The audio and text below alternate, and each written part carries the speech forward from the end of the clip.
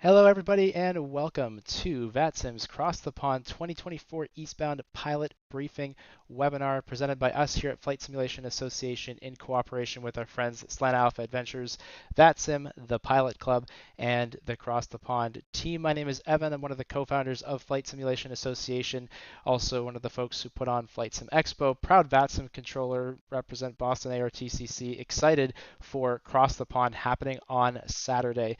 We are back once again here to share with you everything you need to know about this year's event. If you are new to VATSIM, if you are new to Cross the Pond, if you are an experienced flight simmer who's done all of this before, we hope that each and every one of you will take at least something from today's session. We are live in a whole bunch of places, including on the Flight Sim Association website, YouTube, on Slant Alpha Adventures on Twitch, with the Pilot Club on YouTube, with VATSIM on YouTube. I am keeping an eye on the Cross the Pond Discord. There is a question called Pilot Briefing Q&A, so feel free if you have questions or you just want to say hi, that's a great place to do so. I will be keeping an eye on that and trying to respond to as many questions as I can as we get going.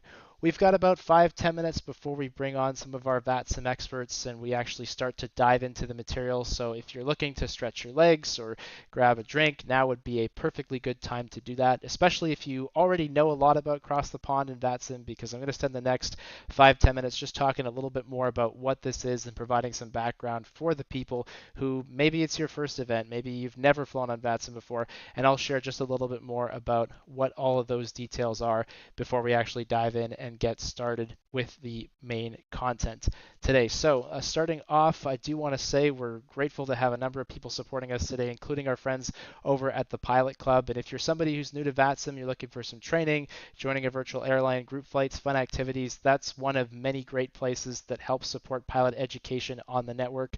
All of our friends watching us at the Pilot Club, Serge, thank you so much for helping to support our educational efforts and share this content with as many VATSIMers as we can.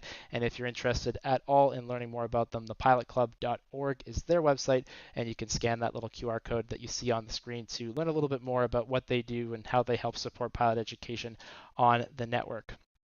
So for those of you who don't know, let me start with what the heck VATSIM is. If you've never heard of VATSIM or you are new to online flying, VATSIM is one of the world's largest online air traffic control communities. It's worldwide. It's totally free. You download a piece of software, you connect your flight simulator to the network, you can see other pilots, you can talk to other pilots, and you can talk to volunteer air traffic controllers. On an evening, you might see 1,500 or 2,000 people on a busy night connected to the network all across the world, and you'll see controllers coming online and offline because they're volunteers and they do it when works for them. But Cross the Pond is something special. It's one of VATSIM's biggest events, and during Cross the Pond, we will see air traffic control specifically staffed for pilots to fly all the way across the ocean, 8, 9, 10-hour flights with full ATC coverage all the way. This year's event that's coming up on Saturday is an eastbound event. So we did the westbound edition in April. We're now doing the eastbound edition where pilots will start on the western side of the Atlantic in North America, and in South America, fly over the ocean, and then they'll be landing in Europe and Africa several hours later. And again, air traffic control is set up to support all this. So you will see full ATC coverage across the ocean throughout the entirety of Cross the Pond afternoon. That is on Saturday, October the 19th, so just in a couple of days from now, obviously. And I want to talk about a couple of important things that people who may not have heard about this event before, or maybe have heard about it and seen it, need to know.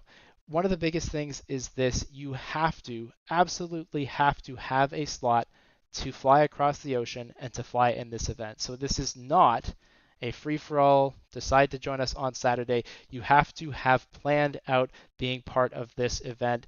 If you go back about 5 years, the event was a free-for-all and it was just nuts. I remember controlling it. You could sometimes go through a whole air traffic controller sector and not even be able to get a word in because the frequencies were just ridiculous. And so we really rethought this event and did a great job of clamping down on how many people were allowed to participate. Yes, it means that not everyone gets to participate every single year, but it also means we've made the event much more enjoyable experience for those who do get to participate.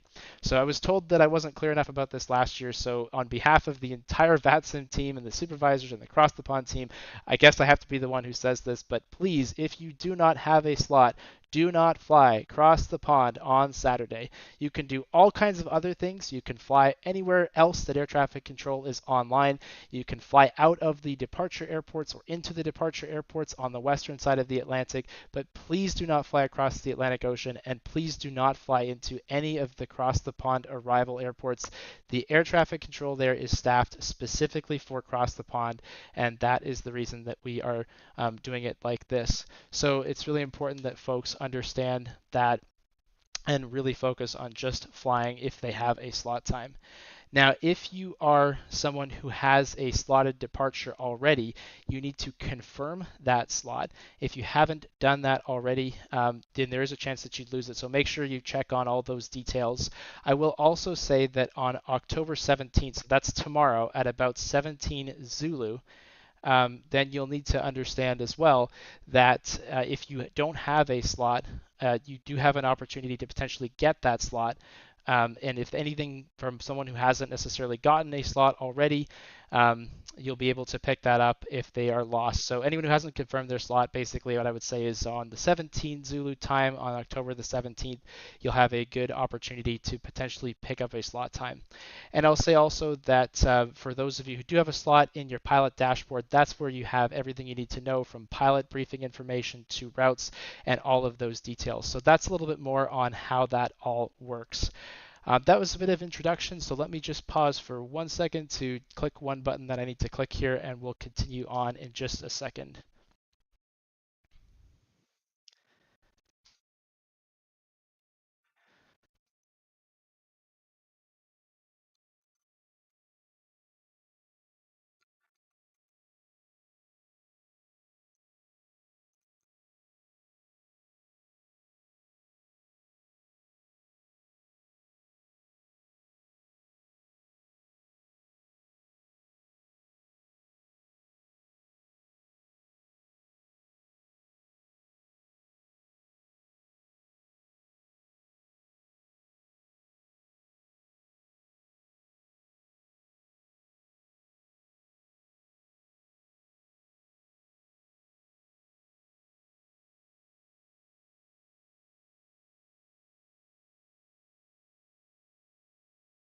And hello again for those of you who didn't hear the first portion of that. We're back, and now you can see me, and now you can hear me. So welcome. We are here talking about VATSIM's Cross the Pond. That is one of the biggest and busiest VATSIM events of the year. We expect to have thousands of pilots and air traffic controllers connected to the network this Saturday. That is October the 19th. A couple of really important things that I'll mention for those of you who are new to VATSIM, new to this whole experience.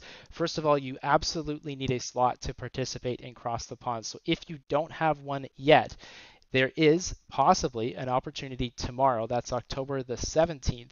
And that slot time, that basically what's going to happen is if folks who had a slot didn't necessarily confirm theirs, those may drop into open. And that will happen around 1700 Zulu. So if you don't have a slot time and you do want to fly across the pond, that's a good time to check back on the Cross the Pond booking website. That's at ctp.vatsim.net. And other than that, if you don't have a slot, we are really asking everybody to please, please, please do not fly across the pond. You can participate on the network. You can fly anywhere else in the world. Usually there are a lot of controllers who are on in other places that aren't the cross the pond airports that would just love to have some traffic. So please allow those who have a booking this year to participate in cross the pond and enjoy that experience. And for those of you who do not have a slot this year, there's lots of other great ways you can participate, but we're asking you not to fly across the Atlantic Ocean, and we're also asking you to please not fly into any of the cross the pond arrival airports.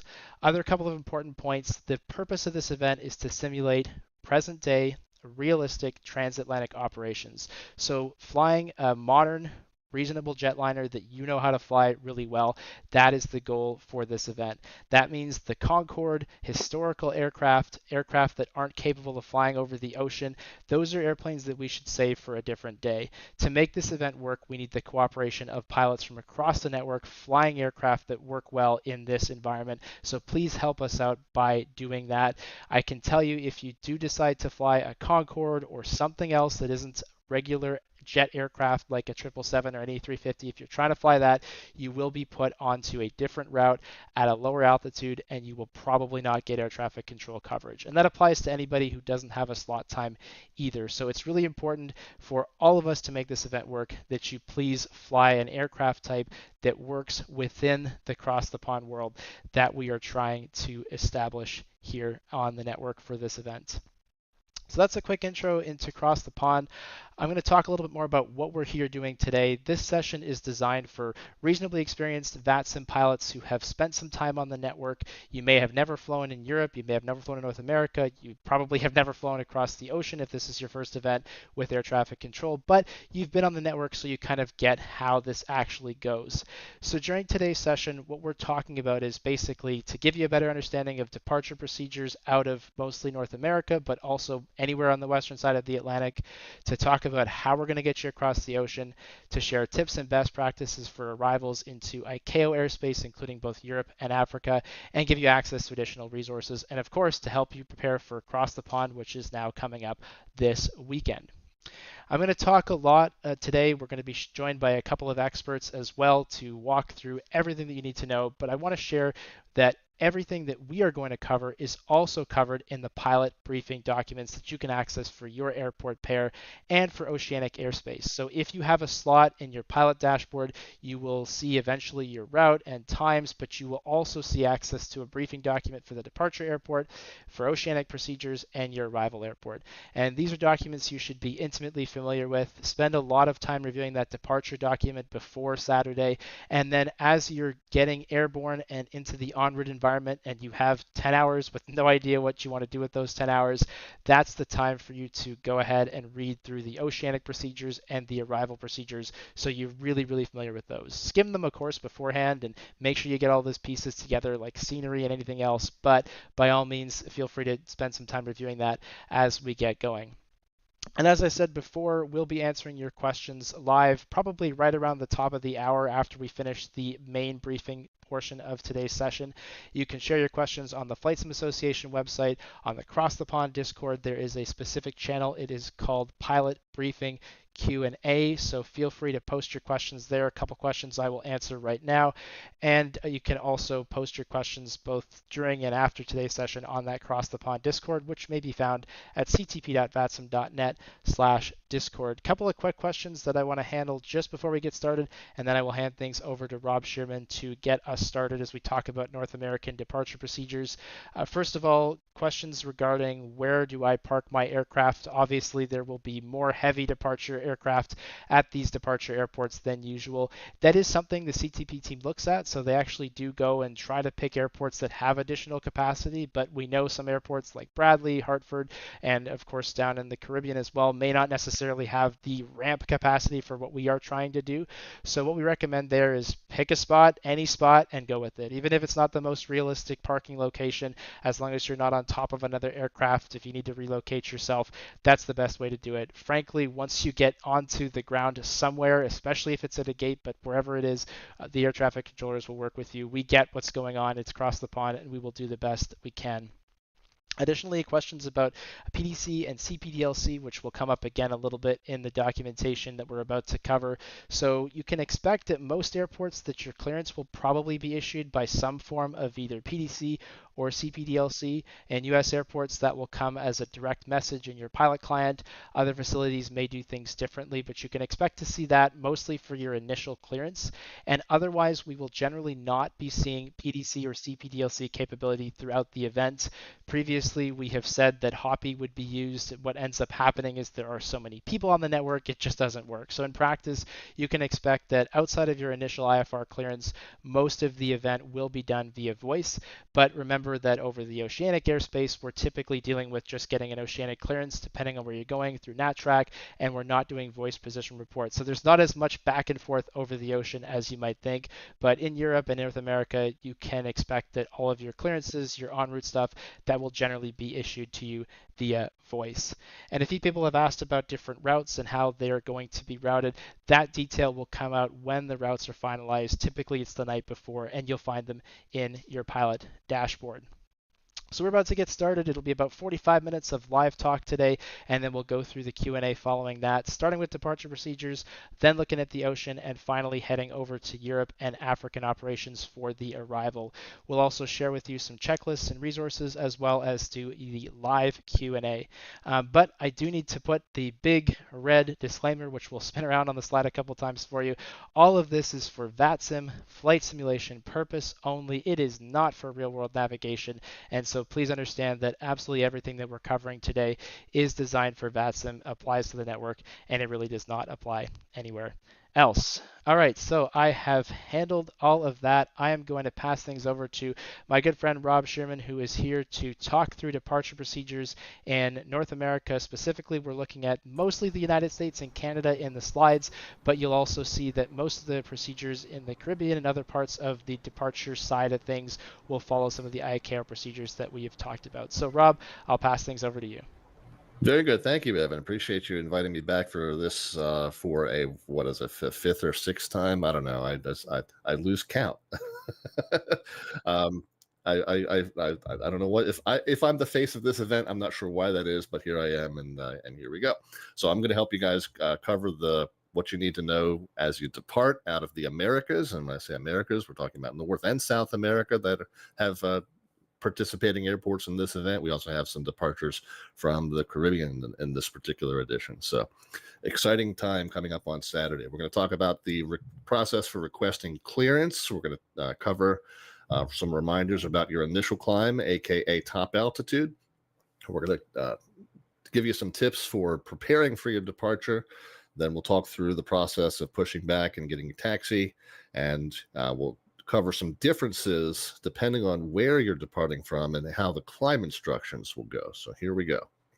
The very first slide here that I get to cover is called requesting clearance, and it's a bit of a misnomer because most of the time, and I think Evan mostly just covered this a few seconds ago, but we'll go over it again. Most of the time, you're not going to need to request it at all. It's just going to pop into your private message in your pilot client, whether that's vPilot or xPilot or Swift. Is going to come in the form of a text message. That is what we call a pre-departure clearance, PDC. And this is a sample of what a PDC might look like. The formatting is slightly different depending on where exactly you are receiving it from, which facility you're receiving it from. But it mostly will look something along the lines of this. And a couple of things to point out. One is that where it says squawk 7333, in some PDCs, the squawk is identified as the beacon code. So squawk, beacon, 4-digit code, same thing. Same two words that mean the exact same thing. In the remarks, you'll notice it says climb via SID, and then expect your cruise altitude 10 minutes after departure. Climb via SID is a phrase that we'll cover here in just a couple of slides. Third and final thing I'll point out in that PDC where it says contact 121.65 to push. In the US, at least, we typically say that if you're not pushing onto a taxiway, that is a non-movement area most of the time, and you can push and start at your own discretion and then call short of the nearest taxiway for your taxi instructions. However, across the pond, a little bit of a different animal in that regard. So most of your pre-departure clearances for across the pond will tell you who to contact to push. And the reason for that is that the person managing that frequency is often managing the sequence of planes departing. And they're going to try and make sure that you adhere to your slot time as closely as possible. And also sequence different departures going in different directions, alternating, so that it makes life easier for the controllers. Anyway, keep that in mind. Keep that tab open. Do not close that tab until you're airborne, because heaven forbid you get halfway through your setup and then you suddenly remember, oh, I need to call somebody to push. Who do I call? There's 4 ground controllers on. Which one do I call? Well, your PDC said so. So if you have that tab still available, you can flip back over to that and remind yourself which one it was. You don't need to read back a pre-departure clearance in the US nor in Canada. Most other places you don't. A few places you do, but for the cross the pond event, mostly you're departing from places where you don't need to respond to the PM. Just read the full message, and then your next steps will be covered in there, as we just said. The process of squawking your assigned code and flipping on your mode C or mode Charlie altitude mode is the acknowledgement of that message. If you haven't received that PDC after you've been connected for 10 minutes, that might be a good time to go ahead and contact the clearance delivery frequency. Check in with your call sign, your gate information, the ATIS letter, and your request your IFR clearance. All right, moving on. The IFR clearance may not include a specific departure runway. The PDC that we saw on the previous slide did not. Your departure runway might be included in the ATIS information. If you look at this one here, you will notice it says departing runway 22 right. So your ATIS information covers that piece of information. At some airports, many airports in the U.S., there are multiple departure runways in use. How will you know which of those is yours? The answer is you may not know until you're about to get your taxi instructions. So what I recommend is program in your best guess, but be ready to flip back to that departures key on your FMS and make a change to that. Just because you put it in that box doesn't mean that that's set in stone. You can always go back and change it if you get a different departure runway than the one you expected. But if there's multiple ones in the ATIS, pick your best guess and go with that, and then be adaptable if it changes. The ATIS broadcasts, a lot of times the voice doesn't come through. I find it's just often easier to double click the ATIS in your pilot client in the controller list, and then it pops up in text form. It's typically this more simple way to go about it. When we said climb via SID a few slides ago, this is what we mean by that. We mean that the SID, the standard instrument departure, will contain some climb instructions. And the most important one is what they call this top altitude. It's an initial level off altitude. When you're setting up that plane and you're dialing in your altitude into the mode control panel, this is what you want to put in there, not your cruise altitude, despite what any other tutorial might tell you, because you cannot exceed this altitude until you've been cleared to. That's how the departure controllers keep you from hitting the arrivals. So this is going to be on your SID. If it's not in your SID, your pre-departure clearance might have specified an initial altitude. Sometimes it doesn't specify an initial altitude at all, and that is a clue that you need to be looking on your SID for that initial altitude.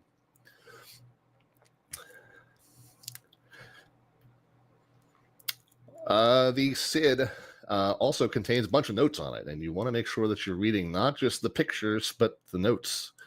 It's like a magazine, you want to read the article too. So make sure you're paying attention to all those speed restrictions, altitude constraints, and any other special instructions. The one out of O'Hare is like notorious. It has a weird speed restriction that you don't see many other places. But anyway, read through all the notes, and there might be some interesting instructions that apply to your flight that you want to make sure you adhere to. The two main types of SIDs that you get, one is called a pilot nav SID, which the pilot literally joins the course immediately off the pavement and follows the prescribed programmed path. The other kind is called either a hybrid SID or a radar vectored SID, where the pilot maintains a certain heading or follows a certain procedure and turns to a certain heading and then is vectored to their departure path. You need to know which one yours is. How will you know that? Well, you will check the chart, and we'll cover that here in just a moment. One thing that's not listed on most departures is the semi-universal speed limit of 250 knots under 10,000 feet.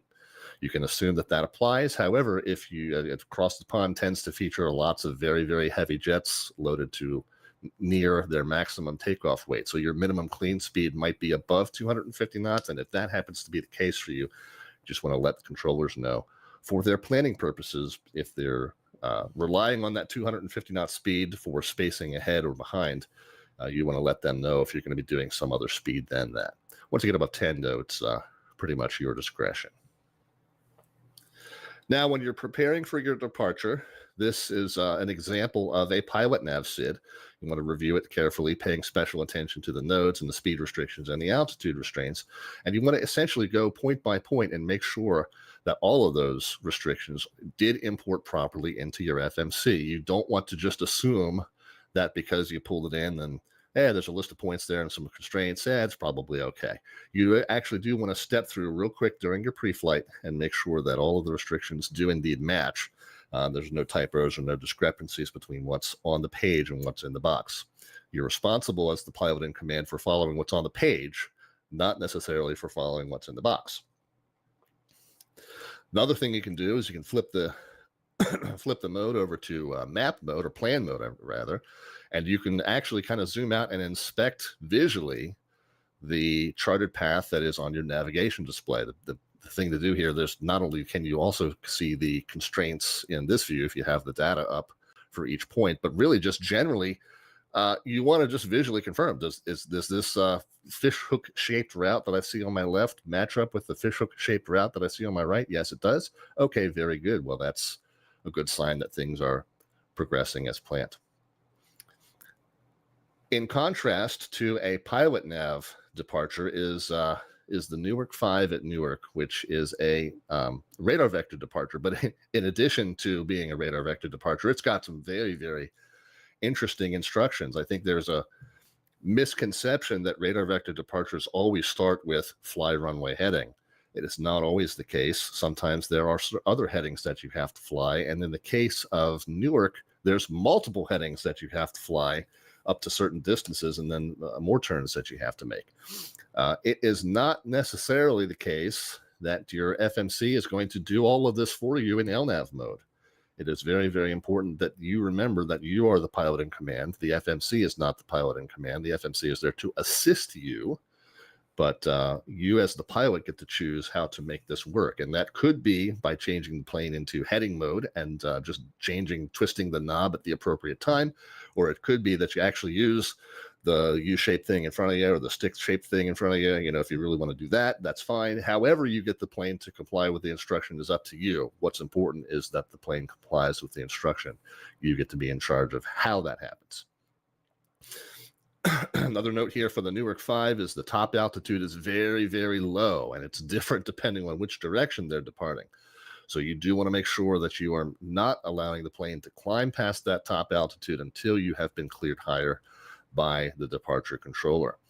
And then finally, you will notice this flight plan discontinuity, and that goes back to what I said before, which is this a radar vectored SID. So you don't want to just turn toward the first programmed point on your departure path, because you need to maintain the heading that's on this chart until the departure controller can verify that that path is clear, and then they will give you the vector to join the beginning of that path, and then they'll say proceed direct blank, and then you can join that route up and proceed on your merry way. Very, very important. Radar vectored or hybrid SID. Don't turn toward that first point until you've been told to do so. Now, as I mentioned before, pushback and taxi in the U.S. at least is almost always at pilot's discretion. Pushback is not going to be at pilot's discretion for this event. You want to wait until that ramp controller or metering controller or whoever it was your PDC told you to contact tells you that it's okay to do. Now, once you've pushed, however, startup is kind of assumed. So if they didn't specifically say you're cleared to start, but you got cleared to push, you can assume you're cleared to do both. If you are told to stand by, the appropriate response is nothing. It's absolutely, you don't need to read back an instruction to stand by. You just hush. And then the other thing is take your time as you taxi, cross-reference instructions with the taxi chart or the airport diagram. It is the case. Most of the airports that we're going to be participating with will have custom scenery available for you to download. But it is the case that many airports in Microsoft Flight Sim 2020 have taxiways that are just arbitrarily named. They're not actually signed and lettered by the appropriate taxiway letter. So the letters that you see on the signs are not going to match up with what you see on the chart. Well, the chart, as long as you're looking at a current chart, the current chart takes precedence, and it might be where you have to look at what's on the chart and go, okay, well, hold on. The taxiway signs are all wrong, but what it looks like here is if you've cleared me through Alpha and then Echo, well, Echo is the third left after the crossing runway, so that's where I need to turn, and so forth. But you can't just rely on the signs all the time, because the Microsoft Flight Sim 2020 scenery is just wonky like that sometimes. Last but not least on this slide, know the difference between contact and monitor. If you are told to contact the next controller, that means to switch over and check in. Southwest 120 or Boston ground, Southwest 123, short of Echo. If you're told to monitor that frequency, you switch over there and you, same thing I just said a second ago with standby, you switch over and you, because if you tell them that you're monitoring, you've destroyed the purpose of the instruction, which is to reduce frequency congestion. All right, climb instructions are a little bit different if you're in North America. I'm sorry, if you're in the US versus if you're in Canada or other places that go by ICO formatting. So let's kind of cover the differences. In Canada and in ICO land, the prevailing philosophy is that pretty much the altitude restrictions on the SID are going to apply no matter what, unless they specifically tell you to disregard them. In this first example, we've got an instruction that is that you're cleared via the dead key for departure flight planned route. And you see on this SID that it says to maintain 5,000. Well, you're thinking to yourself, well, there's a restriction up ahead that says I have to be at 6,000 or higher. So what do I do? Well, you're going to maintain 5,000 until you're then cleared higher. Okay. So you will maintain 5,000 as published. You comply with any altitude restrictions until reaching 5,000, which on this particular example, there aren't any, but then you should expect that you will get cleared higher prior to hitting that point Toronto there. Most of the time you will. The way that instruction comes is it's just going to say climb 13,000. Once you hear that, you're going to climb up to 13,000, but you do, even though it wasn't explicitly stated, you do have to assume that you have to meet these restrictions along the way. So Toronto at or above 6,000, Halifax at or below 7,000, and then Gander at exactly 10,000. And then you continue that climb up to the assigned altitude you were given, which was 13 in this case. If they want you to disregard the instructions, they will specifically say to do that. Climb unrestricted 13,000 means you climb straight up to 13,000 and you don't have to worry about any of these restrictions that were on the SID. It also means if there were speed restrictions on this SID, they are now canceled too. Unrestricted means unrestricted. Unrestricted by altitude, unrestricted by speed. So that is the way that it's explicitly going to be instructed to you. Now, contrast. We're departing from the US now. You're on a SID, and it says top altitude 10,000, and your instruction in your initial clearance was climb via SID, as we went back from that very first slide that I had. So climb via SID in this case means we're going to climb and maintain 10,000, and we're not going to go any higher until the controller clears us to. However, it does mean that we do have to hit this restriction of 5,000 or above at this first waypoint called VATSIM.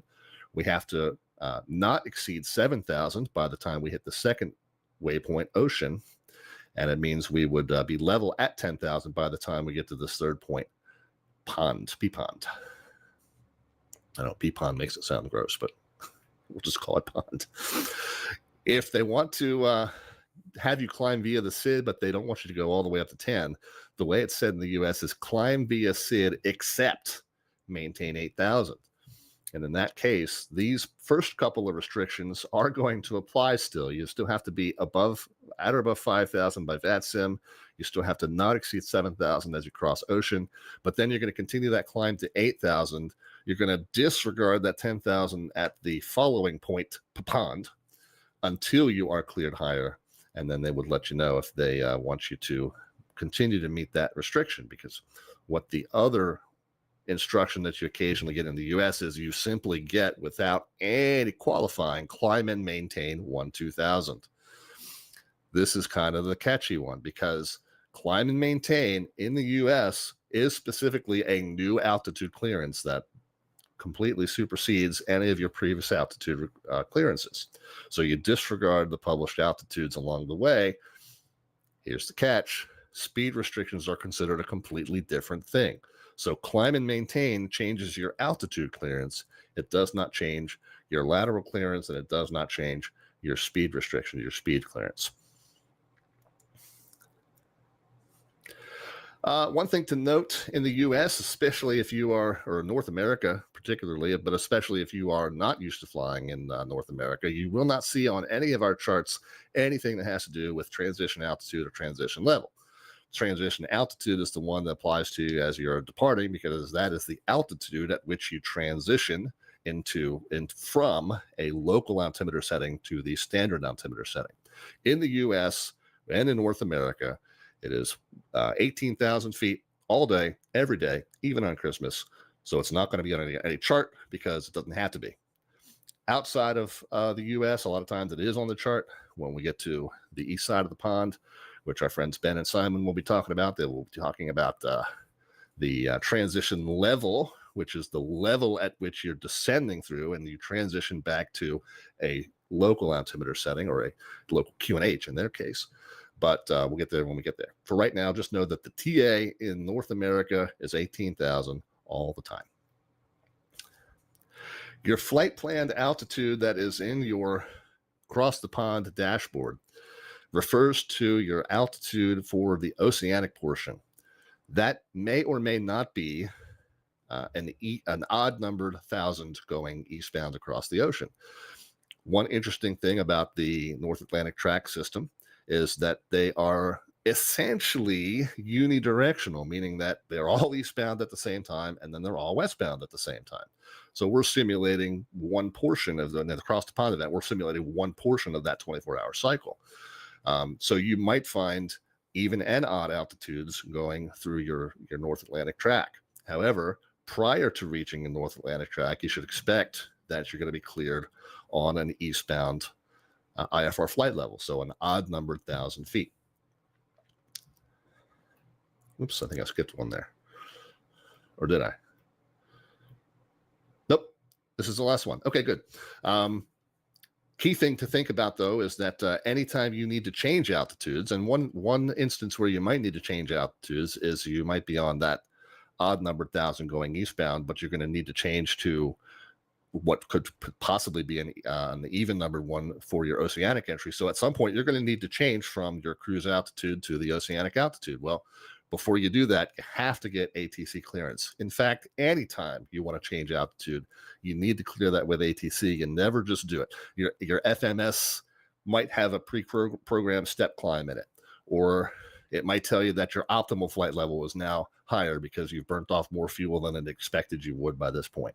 Again, the difference between your domestic versus your oceanic cruise. Or once you get to your top of descent point, and the FMS has that friendly reminder that says lower MCP altitude. Don't do that until you check with your controller.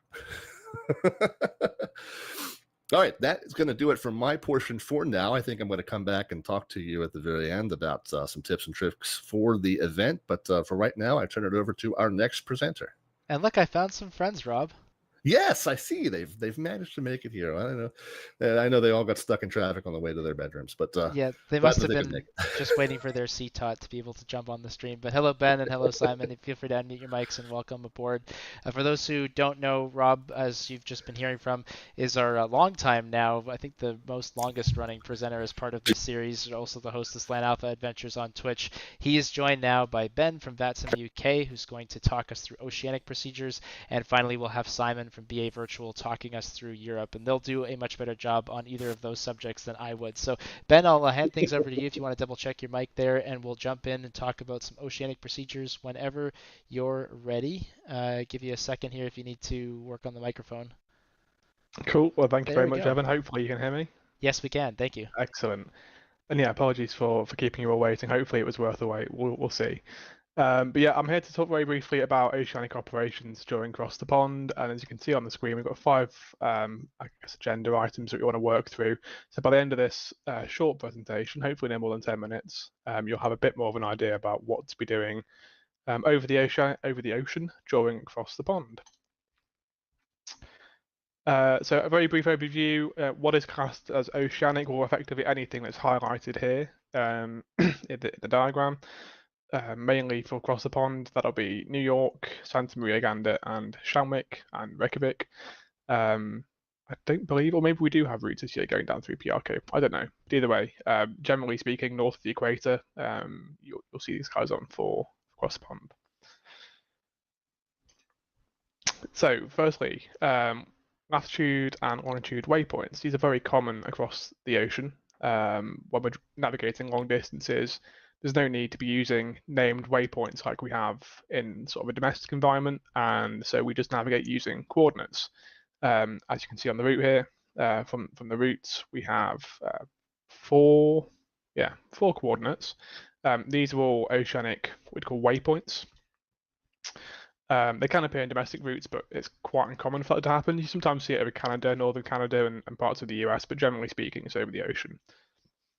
The big catch here is that the way you enter these waypoints differs very, very differently depending on what aircraft you're flying and what FMS it has fitted. So you can see examples here. Top example for the Boeing FMC, bottom for the Airbus, and even within Boeing alone, there are multiple different formats, as we can see here.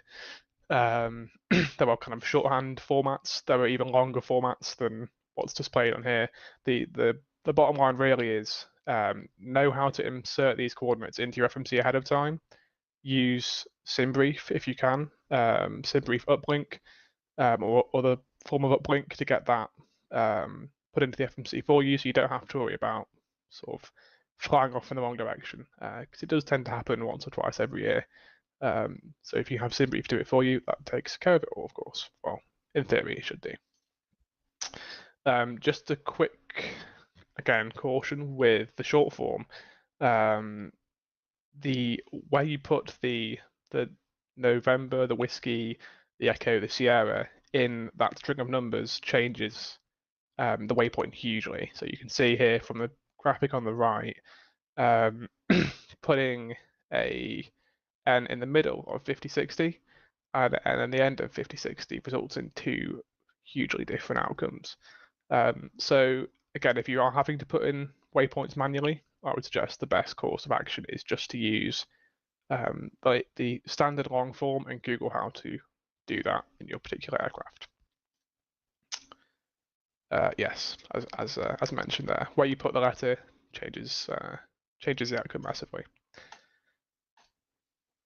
And as you can see here, just an example of how those waypoints are displayed. I think this is from an Airbus.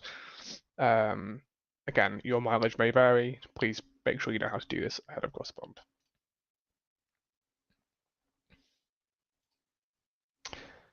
Okay, moving on to oceanic clearance. So I touched on briefly just now when I mentioned the latitude and longitude waypoints, but oceanic clearance is a way for us to separate aircraft across the ocean, because the ocean is is historically a non-radar environment. You know, modern day now we're starting to use sort of space-based surveillance, so ADS-B and ADS-C, those sorts of things. But we still provide a oceanic clearance, at least in Shamrock and Gander.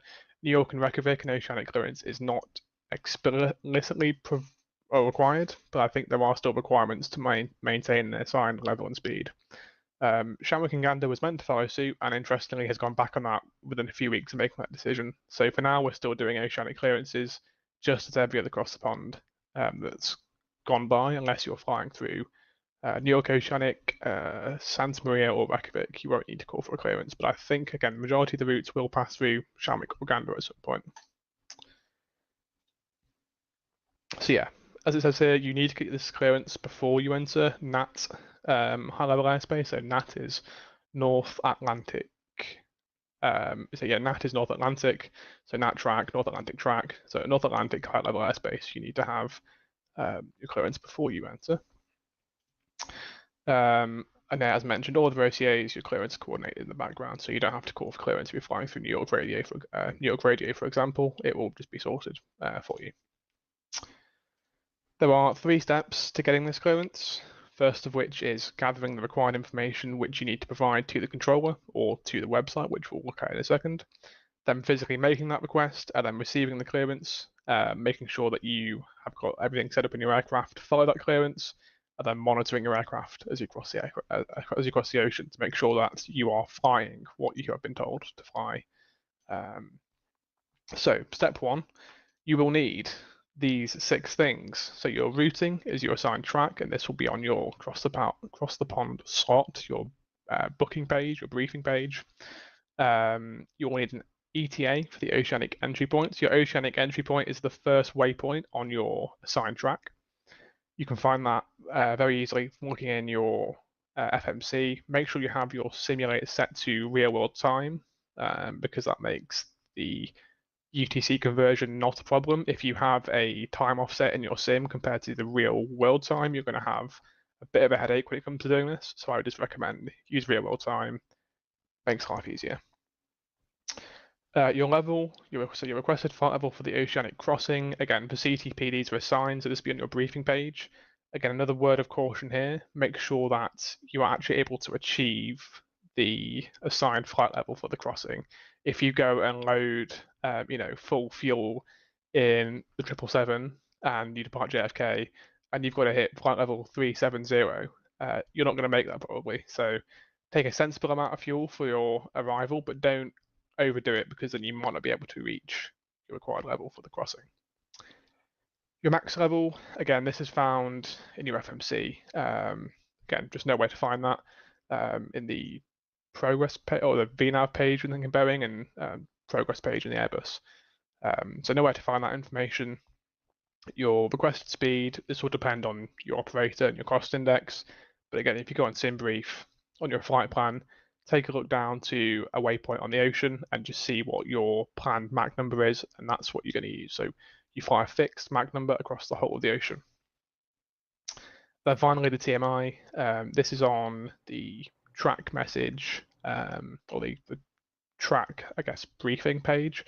So real world, every day the tracks change. The TMI is effectively the number of the day in the year. So we'll be in the 300s now or something. Essentially, that every, if I request NAT Alpha today, the controller knows that I'm requesting today's NAT Alpha. I've not got a copy of yesterday's NAT Alpha, and so it basically makes sure we're on the same track. It's not a huge issue with CTB because we use, I say fictional tracks, but the tracks are designed exclusively for CTP, so it's not really an issue. But again, know how to find this. We'll come on to where you can find this in a second. And so, yeah, as mentioned here, getting that information from your FMC, again, knowing your airplane, it's like really basic airmanship. Flying on VATSIM, you should know how to do this stuff anyway, so it shouldn't be a huge task really to get this information. But of course, in the heat of battle, things can you can start to forget things. So write it down if you're a bit forgetful. You're not flying the plane particularly much that you want to fly. Yeah, just some bits about confirming the correct time, which we touched on. So this is the NatTrack website. Again, those of you who have flown in previous years will remember this website. I think largely unchanged for this year's CTP, apart from maybe some back-end upgrades. But the way that it works, of course, is that rather than having to call for voice or call on voice for your clearance and spending half an hour shouting over other people and trying to get a word in, you request it via the website, and then we have the controllers assign your clearance through this website. So typically requesting your Oceanic clearance between 30 and 45 minutes before you enter that high-level airspace. So Gander or Reykjavik in the case of CTP. Again, if you're entering New York radio, you don't need to request this. And if you're departing close to Oceanic airspace, request clearance ASAP. I don't think it's a huge issue because I haven't checked the CTP airport pairs, but I'm pretty sure Gander, Newfoundland isn't one of them. So I think anything like further away than that is probably going to be within half an hour, or at least half an hour before you enter NAT airspace. So more of an issue on westbound, departing Dublin, things like that. So this is what the website looks like. A lot of it's pre-populated, things like your call sign, your destination, but you also have to put in a lot of things. So again, as you mentioned earlier, get that information to hand, fill out the form. Requested flight level. Oh, whoops. Your requested flight level, max flight level, requested Mach number, requested track. You should be able to select from the drop down. It should have a list of all the CTP tracks to make life nice and easy. Do not type your route in as a random routing. If you have been assigned the CTP track, you should select that CTP track. Otherwise, it just confuse controllers and just delay getting your clearance effectively. Your entry fix, again, is the first waypoint on that NAT track. Estimated time at entry fix, and the TMI, you can find the TMI at the top of the NatTrack website page. So if you don't know where to find that, it's nice and simple, straightforward for you to get it.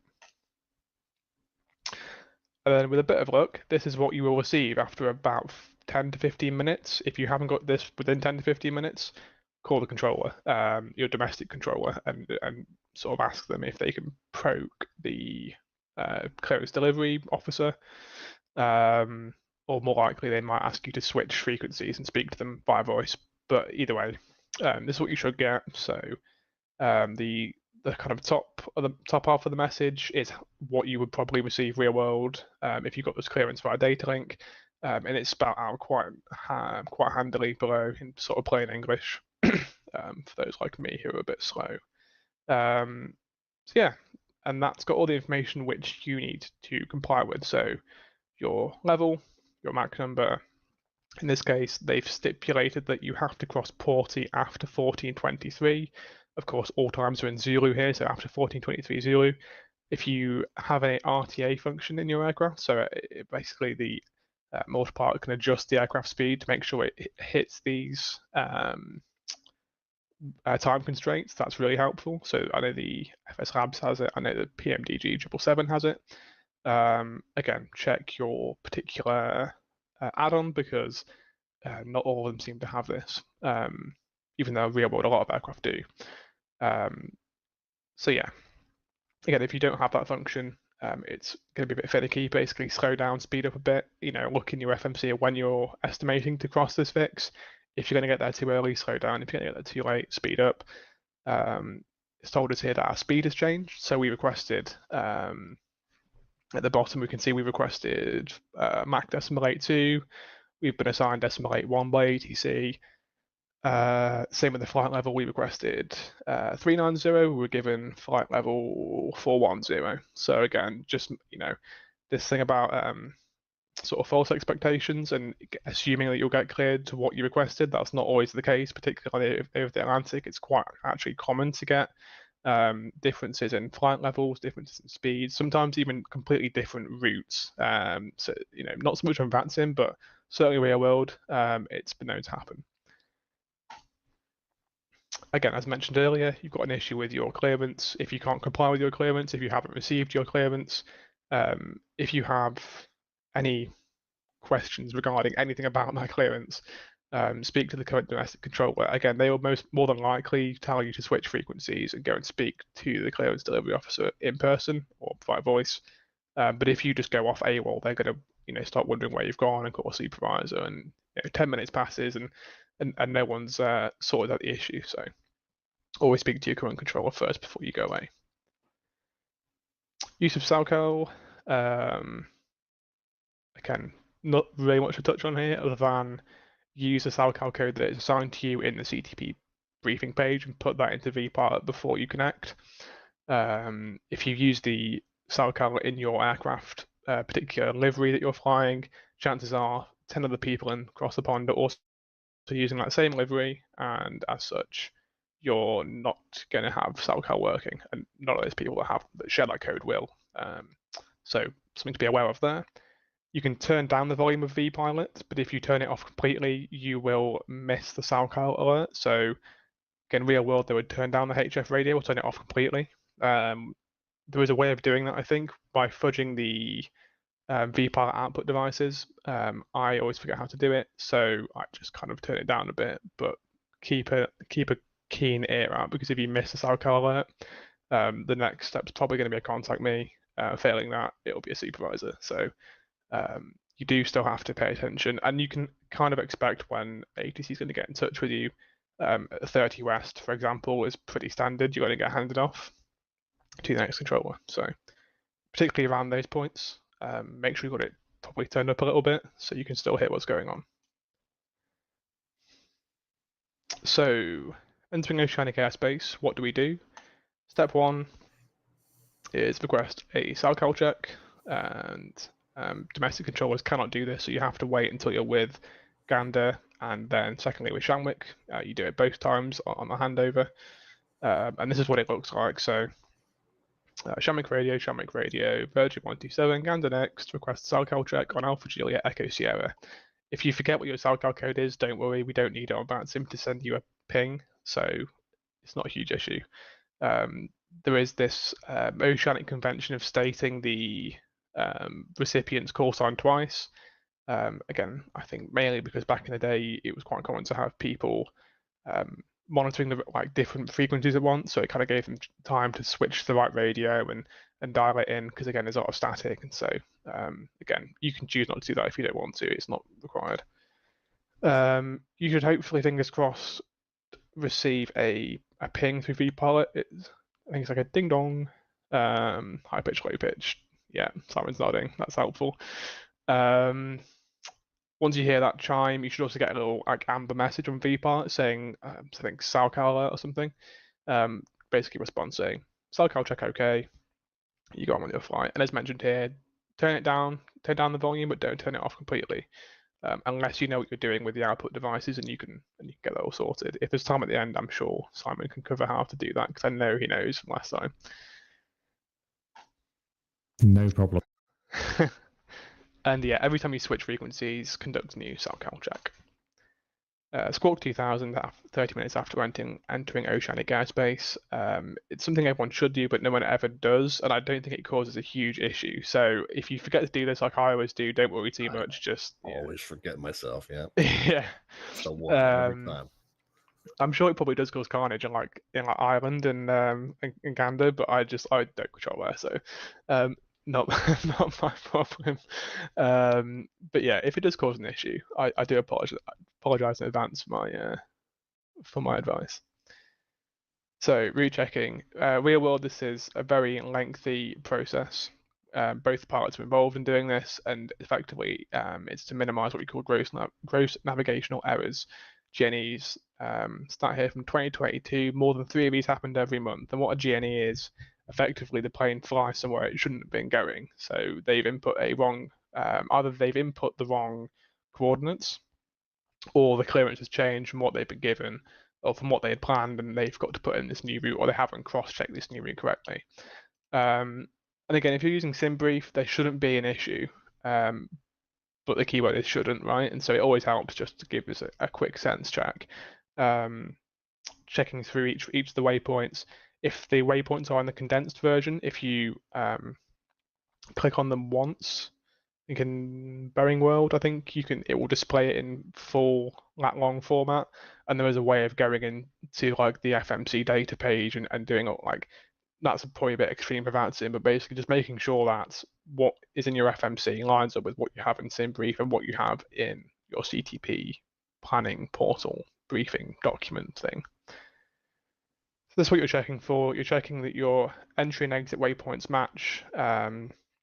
You're checking that the waypoints in between are all correct, and then you're checking that you have you're either at your assigned level for the Oceanic crossing. If you are not at your assigned level for the Oceanic crossing, you will need to either request this from the controller or hope they will remember. Oftentimes they don't, because they're not aware of your Oceanic cruising level. So, prompt the controller in good time to get that climb. And again, before entering that NAT high level airspace, ensure that you set, your fixed speed that's been assigned to you by ATC. And then, yeah, as you're flying across the ocean, you should be sort of checking off waypoints, where you've come from, what you're going to, what you're going next, making sure the plane's turning, all these sorts of things.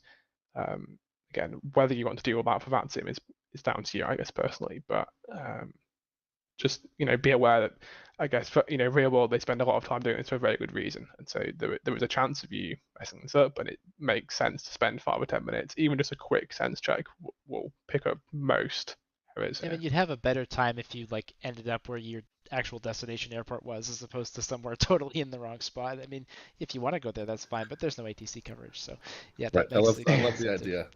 Love the idea. Well, in the real world, they do it for a very good reason. On VATSIM, we don't care if we hit each other. No, let's try not to hit each other. Okay. Yeah, there is that, isn't there? Yeah. Perfect. Well, thank you very much, Ben. As we get set to kind of move on into ICAO and European ops, I do want to just emphasize a couple of things to be talked about. And by the way, if you have any questions about Oceanic procedures, something we haven't covered yet, now is a great time to post those wherever you're watching. I will collect them and I'll hand them off to the team, and we'll answer those just as soon as we cover ICAO and Europe. But just one quick note on the SELCALs. Those come in your cross the pond booking. Please make sure you file the SELCAL in your cross the pond booking both in your flight planner marks, and then again, make sure you use that same code when you connect to the network in vPilot or whichever client you're using. If you fail to do those things, you will not get a SELCAL. It will not work. So make sure it's in your flight planner marks, it's in your pilot client when you connect, and it's the same one as in your pilot booking so that all of those things work together. And with that in mind, Ben, you're all set. Anything else you want to talk about with Oceanic, or we'll dive into Europe? Yeah, I'll wait to the end after Simon's piece, and if someone has time, we can do how to set up vPilot for the SELCAL alerts. But I think that's a whistle-stop tour from me. Apologies once again. This is dragged on slightly longer than it should have done. Good stuff. But All right, hopefully Simon, we're back on time. Hand it over to you. Absolutely. Excellent. So hopefully you can hear me clearly enough. Yes. And here we are. So we're going to talk a little bit about ICAO and European operations. So over the next 15 minutes or thereabouts, we'll have a little chat about CPDLC. Spoiler alert, it's not going to take very long to talk about that, and you'll find out why. We'll talk about how arrivals work across Europe and the rest of the world, particularly if you are coming at this from a North American sort of background, and also about things like descent and approach procedures and phraseology that you might hear that might be a little bit different to what you are used to. So a couple of key things then. If you only remember 3 things from the next 15 minutes, then here they are. And the first one is double check the things that you have loaded. There are differences depending on the runway which is in use. So therefore, make sure you've got the right one loaded. Never start the descent without authorization. Ask ATC first. You would never start down without some sort of explicit clearance. And the transition level and altitude can vary wildly, and does vary wildly. It can be as low as 3,000 feet or as high as about 15,000 feet across Europe, just from memory, and even as high as 18,000 in some parts of the world outside the US as well. So the important takeaway here is to make sure you have a read through the charts and indeed the ATIS, which will pretty much always give you the transition level so that you know where to switch your altimeter setting.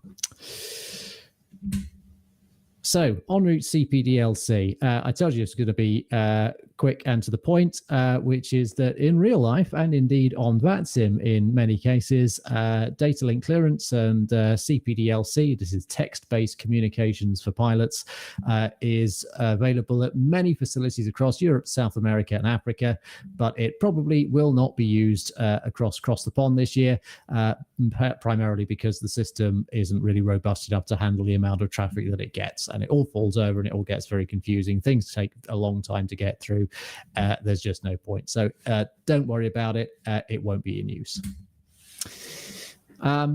So as I mentioned earlier, and as Rob mentioned in his part of the presentation, on the North American side, this is dead easy as far as transition altitude and level is concerned, because it's just fixed at 18,000 feet. Unlike in the US, in Europe and indeed across the rest of the world, the transition altitude and transition level vary from airport to airport, not even from country to country. It can be different from one airport to the next. And as I mentioned, could be very low, could be quite high. The takeaway is it will always be on the charts. Just as a quick throwaway, just in case you weren't aware what the difference is between transition altitude and transition level, why it's significant.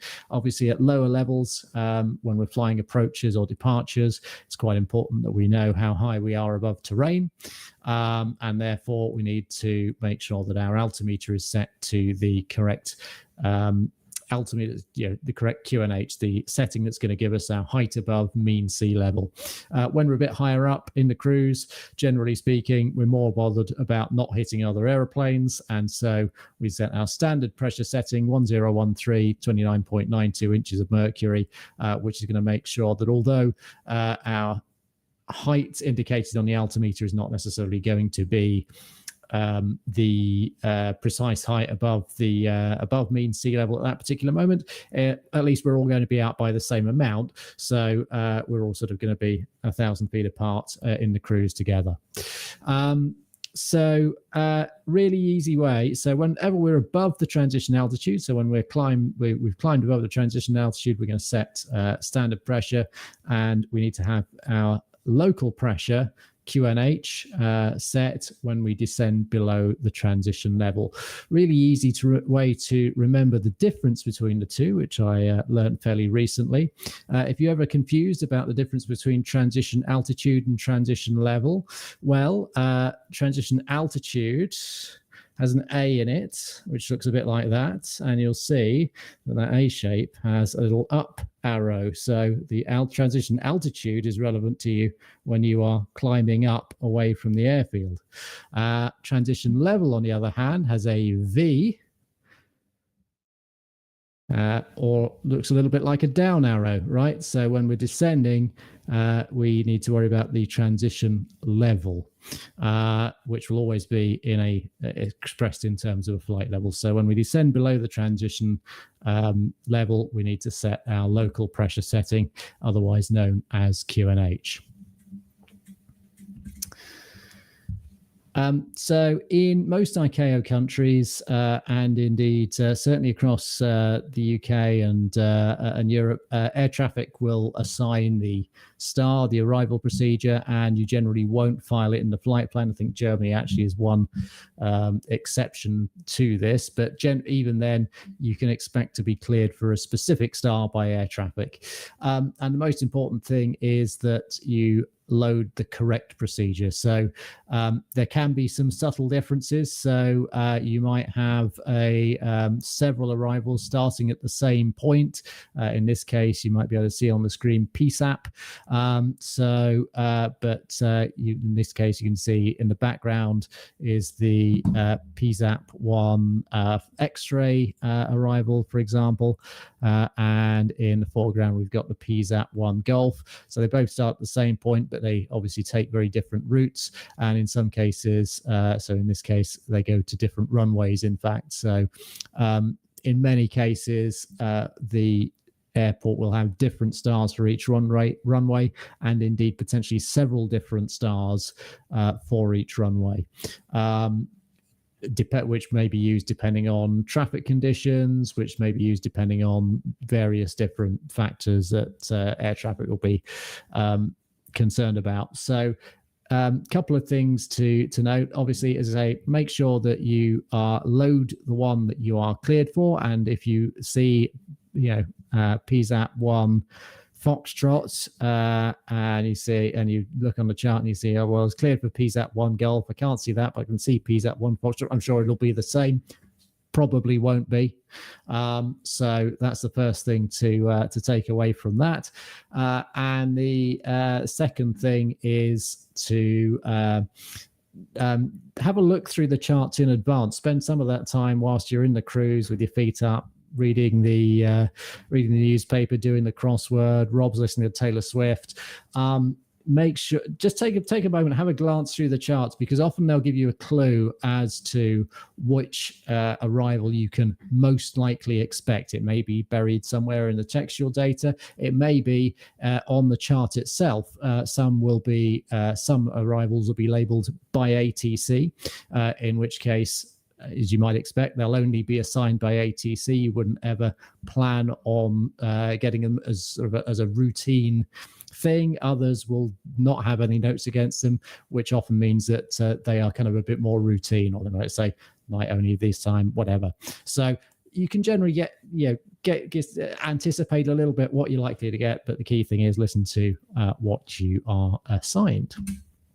And all of that comes into briefing the arrival and the approach. As a very good friend of mine who was a very senior training captain for a very big airline once said to me, you should be the world expert in the approach or departure procedure that you're about to fly.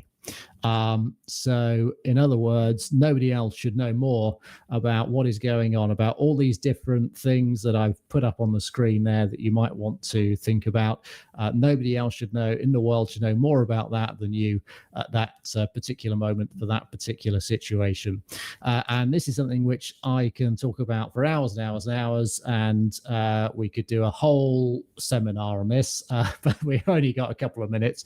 So suffice to say, have a bit of a think, try and have a bit of a structure for how you think about briefing the arrival and the approach. One of the things that we talk about in terms of situation awareness and building situation awareness, and effective briefings are part of this. We talk about notice, having different levels of situation awareness. So we talk about notice, understand, think ahead, nutter. So the idea being that you have to build these levels of SA one upon the top of the other. So in other words, you first have to sort of gather the information. So you have to notice, for example, that there's a great big crosswind, or a great big crosswind, right, your arrival airfield. Okay, so that's it. You've noticed that information. Next level up might be understanding that. Okay, so is it within the crosswind limits of the aeroplane? Yes, it is. Think ahead. Okay, well, is there some maybe there's some rain in the forecast? What about the wet crosswind limit? How would we deal with that? If that came about, how much fuel have we got if we needed to hold, wait for it to die down, potentially where could we divert to, and so on and so forth. And you see how none of that could come unless we first gathered the information in the first place, and we have to build it up from there. So try and think about that. Do some good nuttering. Try and always be operating at think ahead level. And the other thing I'd say in terms of planning and briefing your arrival, your approach, and your departure procedures as well, is try and think about not just what you're going to do, but how you're going to do it. So what sort of modes you're going to use, how exactly are you going to achieve it, when are you going to when are you expecting to have the airplane configured, slowed down by, set yourself some gates as you go down the arrival. What height, speed do I want to be at various points? What am I going to do if I don't achieve those gates? And set yourself some hard bottom lines as well. What below, if we get beyond this point, then what action are we going to take to mitigate whatever it might be, whether it's a rushed approach, whether it's anything like that. Are we going to go around? Are we going to if we get below this fuel figure, we'll ask for a divert, and so on and so forth. So thinking about those gates, think about those bottom lines, think about how you're going to achieve the arrival or the approach are always really good things to think about when you're briefing, building up that situation awareness, as opposed to just what you're going to do, reading off the chart tracks and distances and waypoints and saying, well, I'm going to fly from here to here to here to here to here. Great. Okay. You can read the chart. I can read the chart, but how are you going to do it? The other thing, actually, I should say, just before we move on from there, is as Rob has already mentioned, as Evan has already mentioned as well, you will have a cross the pond pilot briefing provided to you in the briefing section of the website, and that is definitely really good information that you can use to bring into that approach briefing or departure briefing, and information about how the airfield is likely to operate during cross the pond, and in those particular situations, things that you can expect. Bring them in, look at them, read through them, think about how you're going to deal with any of those potential scenarios that might crop up. Quick word about holding. You can expect holding, particularly on this side of the Atlantic, this side being the the eastern side. Very, very commonly used, certainly in the UK and in parts of other parts of Europe as well, and the rest of the world. So a couple of different types of holds, published and unpublished. Published ones are shown on the approach chart. So they're holds that exist, you know all the information about them from the chart, right? So you shouldn't need any further information from air traffic in order to fly that hold. And here's an example of one at Bovingdon that you can see on the screen here. ATC can potentially issue unpublished holds by giving you a fix and an inbound leg and a leg distance and a turn direction and so on. Doesn't tend to happen really very much, certainly in my experience. Pretty much everything is done within a published hold. In any event, when you are programming that hold into your flight management system, some information that you'll need to know, obviously the fix that you are holding over, in this case Bovingdon, Bravo November November, the inbound course of the hold, that is 116 degrees, you can see on the screen there. Obviously the direction of turns, so standard turns in a hold are right hand, so if nobody says anything, if you were given an unpublished hold, if you're just told to hold over Bovingdon on the 116 radial inbound and no other information was given, you could assume it was going to be right-hand turns. And the length of the hold, you'll see in the middle there, it's stated as 1 minute in this case, which is the standard inbound leg distance timing, I should say, below flight level 140. The ICAO standard above flight level 140 is for 1.5 minutes. Strictly speaking, that is timing on the inbound leg. So the idea, if you were flying this all raw data and all that kind of stuff, the sort of stuff that Rob likes doing, the idea is you would adjust the timing of the outbound leg based on the winds in order to make your inbound leg 1 minute. But in practice, if you're using an FMS, it's going to sort it all out for you. The other thing that's worth mentioning actually as well that I don't think is on the slide, but is the speed that you're going to fly in the hold. Generally speaking, from your point of view as a pilot, well, you probably want to fly the most economical speed, which is generally going to be somewhere around about your minimum clean speed. But there are also potentially maximum speeds in the hold. Certainly in London, the maximum holding speed up to flight level 140 from memory, it says on the charts, is 220 knots. And I think you're about 240 knots above that. ICAO standing holding speeds are a little bit higher than that, but not a lot. So, if you fly any faster than that in the hold, then certainly you're going to start going outside of the airspace that's been set aside for that hold. So very important that you think about the airspeed that you're flying, and generally think about making sure that you're going to fly it at a speed that is going to be economical for you as best as possible, as long as it's less than the maximum holding speed. And this is a good example of where we talked about nutter earlier on: notice, understand, think ahead. So again, we're listening on the radio, we can hear that it's busy and that other aircraft ahead of us are being issued holds that are on the same route as us. Well, the understanding point of that might be, okay, well, everybody else is getting a hold that's on the same route as us. It's likely that we might get a hold as well. Think ahead. Well, let's program the hold in the box so it's ready. We're not going to execute it until we actually get told to hold, but we're going to have it in there ready to go.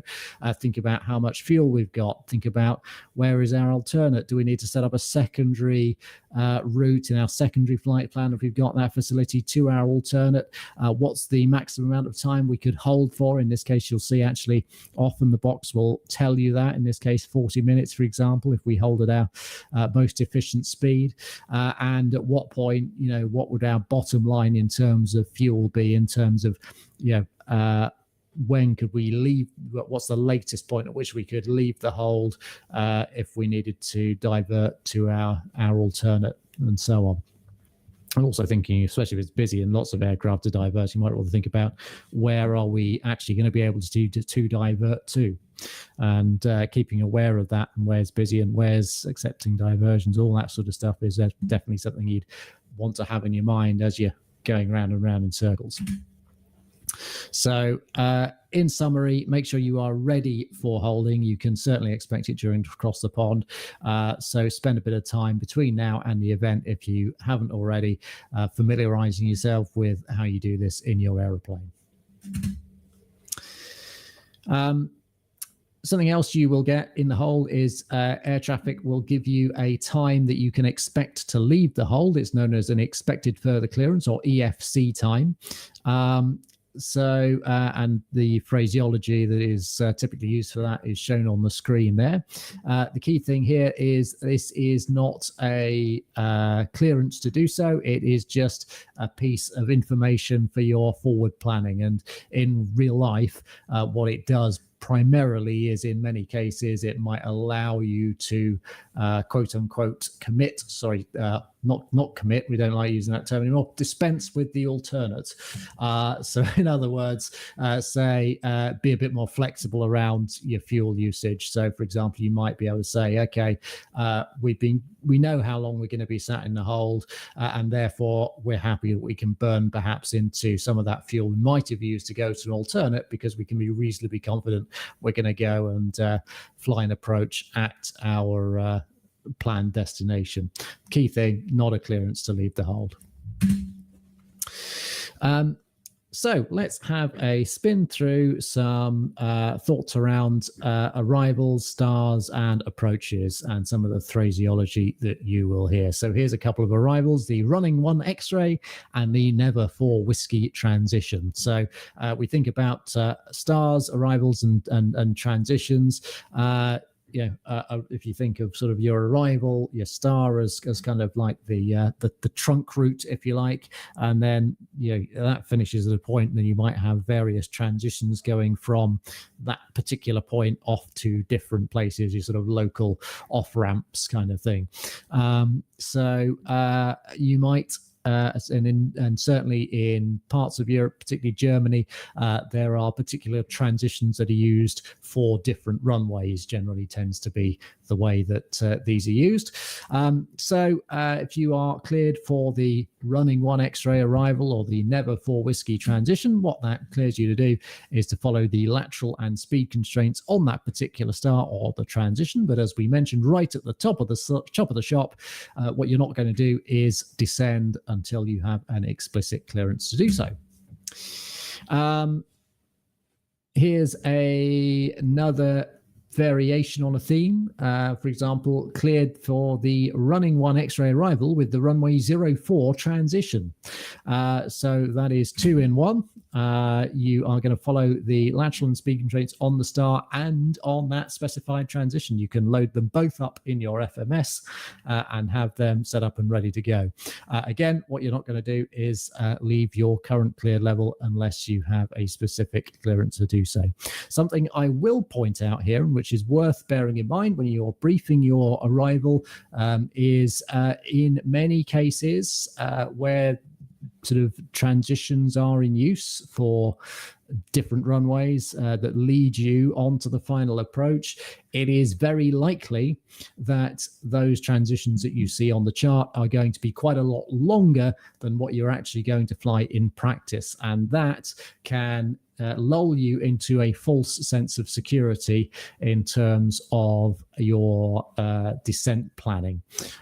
So it is worth having a look at that, because you might see that, you look at the FMS and see you've got 150 track miles to run, when in fact you're probably going to get a shortcut that might cut out, might cut out 50 of those miles, so and then suddenly you're going to find yourself very high on profile if you haven't thought about how that descent's going to work. So one thing that is often quite useful doing is perhaps hardening some of the altitudes in the FMS. So if they're all sort of at or above, picking one that's sort of on a kind of downwind or sort of a beam in the airfield or something like that, and setting it as a hard, instead of 7,000 above, saying, let's say, a hard flight level 70 or something like that, just to give you a slightly more realistic descent profile as far as your planning is concerned. And then obviously air traffic will give you the specifics in terms of your actual descent clearance.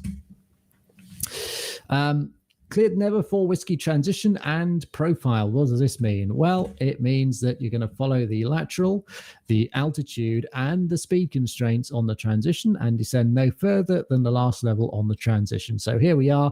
We are somewhere over this side of never at somewhere above 5,000 feet. And what we're going to do is we are going to make sure that we descend to cross never at 5,000 feet. We're going to make sure we're back at 180 knots by point mind, and then we're going to be 3,500 or above at found, and we're going to descend to be level at more by at level at more at 3,500 feet, and that is where we are going to stop our descent. We're going to go no further than the last level on that transition. Another instruction that you hear quite a lot in ICAO land, including Europe, including the UK, is when ready, brackets instruction. So it might be when ready, descend flight level 130 to be level by Totley or something like that. So this essentially is equivalent in the US to pilot's discretion. So you're going to comply with all the charted restrictions but you're going to descend at your discretion when you're ready to do so, basically. For example, when you reach your FMS computed top of descent, assuming that is the case. So assuming that you've got your restrictions all programmed in correctly into the box. But it seems to cause a little bit of confusion, but essentially it is a pilot's discretion instruction. It's not an instruction to do right now. It's not a passive aggressive, are you ready then? It is literally just when you're ready, you start down, as long as you comply with the constraints that might have been put in. Something else you might get in Europe and ICAO land, not in the UK, is descend via star to wherever, in this case, flight level 70. So what are we going to do if we get that? Well, it's very much the same as in North America. We're going to start our descent immediately. We're going to meet all the published altitude and speed restrictions. But what we're not going to do is descend any lower than, in this case, flight level 70. So we would make sure we made that above 100 and below flight level 130 at Totley. We'd make sure we were at 250 knots by Totley, and we would make sure we were level at arrival at flight level 70, but we're not going to go any lower than that. Variation on a theme, descend via star to flight level 70, just cancel level restriction at Totley. So what are we going to do? We are going to start down immediately. We're just not going to do this bit, the flight level 130 and so on. We can just ignore that if we wish to, and we're just going to go straight to 70 by arrival, but we are going to comply obviously with our speed constraint here of 250 knots at Totley. You will never hear that instruction, incidentally, in the UK, and we'll get onto that in a bit. The kind of least restrictive, as it says on the tin, variation that you will get is descend unrestricted to flight level 70, and that does pretty much what it says on the tin. You're going to descend to flight level 70. Nothing on the chart applies anymore.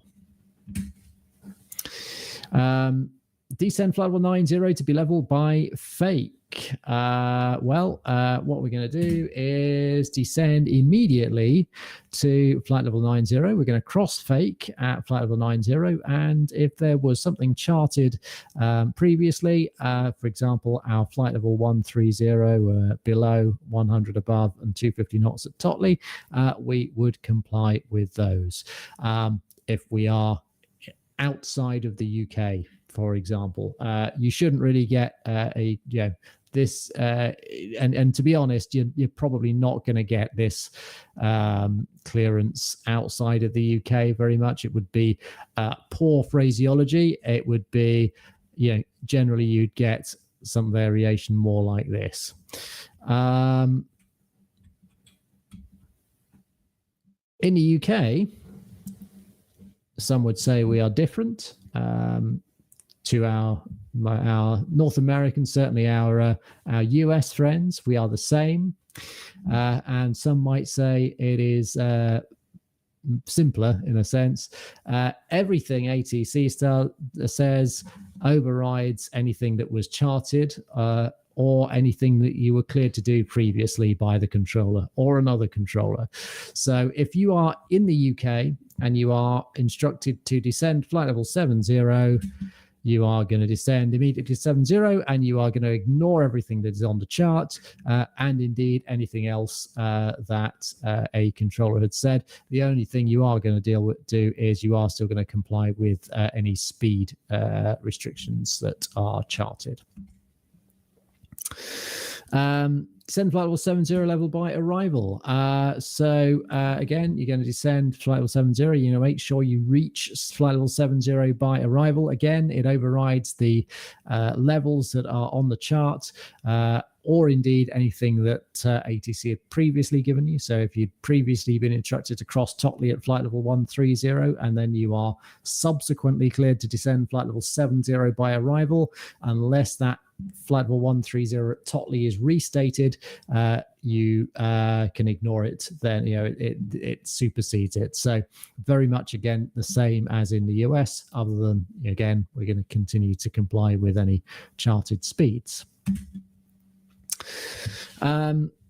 Couple of words then about approach and landing. So when you get to the end of the star, if you see on track or then on heading, you're going to follow that instruction until you receive further information. You might see a chevron line like this, which means basically continue on that track, speed and altitude, expect radar vectors from there.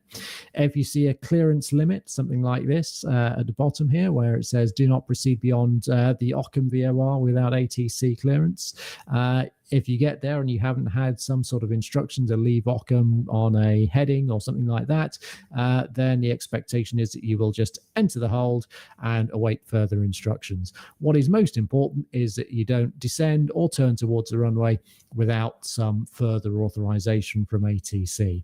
Don't just delete the transition and end up doing something like that, or just delete the discontinuity, just head yourself straight towards the runway. That's not going to make you very popular. Vacating the runway, popular, but for the wrong reason. Yes, indeed. Yes, you may indeed become quite well known, but not for reasons that anybody wants to be.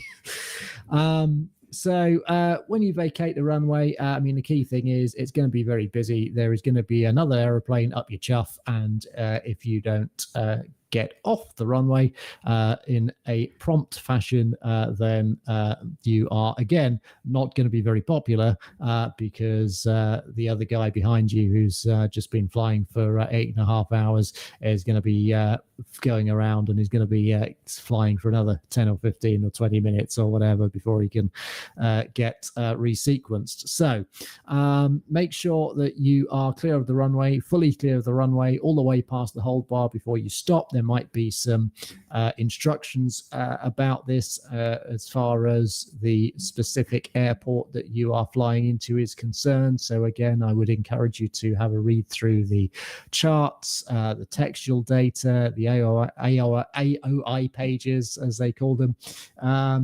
Whilst you're sat there in the cruise, have a look to see if there is any instructions in there, and indeed the across the pond pilot brief.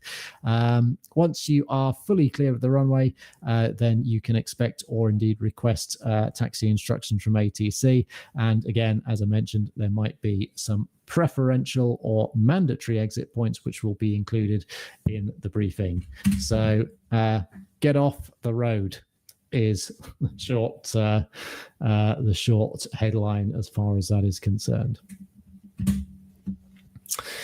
And finally, last but by no means least, taxiing in. Again, something to think about when you are planning that arrival briefing, making sure that you are the world expert in the airport that you are flying into.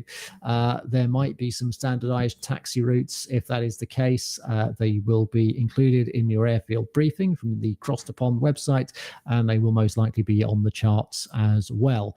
For example, here we can see at Amsterdam some taxiways are used anti-clockwise. For example, taxiway Bravo, indicated by the arrow pointing or the triangle pointing in the anti-clockwise direction there, and others like Alpha and Charlie are used in the clockwise sense, as you can tell, because the triangle points in that direction. So it is very well worth having a look at the chart, picking out things like that, looking for things like that, as I mentioned, as part of that arrival briefing. Have a sense of where you're likely to go, which side of the runway you want to vacate, roughly where you expect to taxi, and when you do get those taxi instructions, make sure you've got the chart to hand ready in advance. Follow it along, note them down, follow the instructions carefully, take your time, don't rush, and if for whatever reason you can't accept the place that ATC want you to park, just let them know.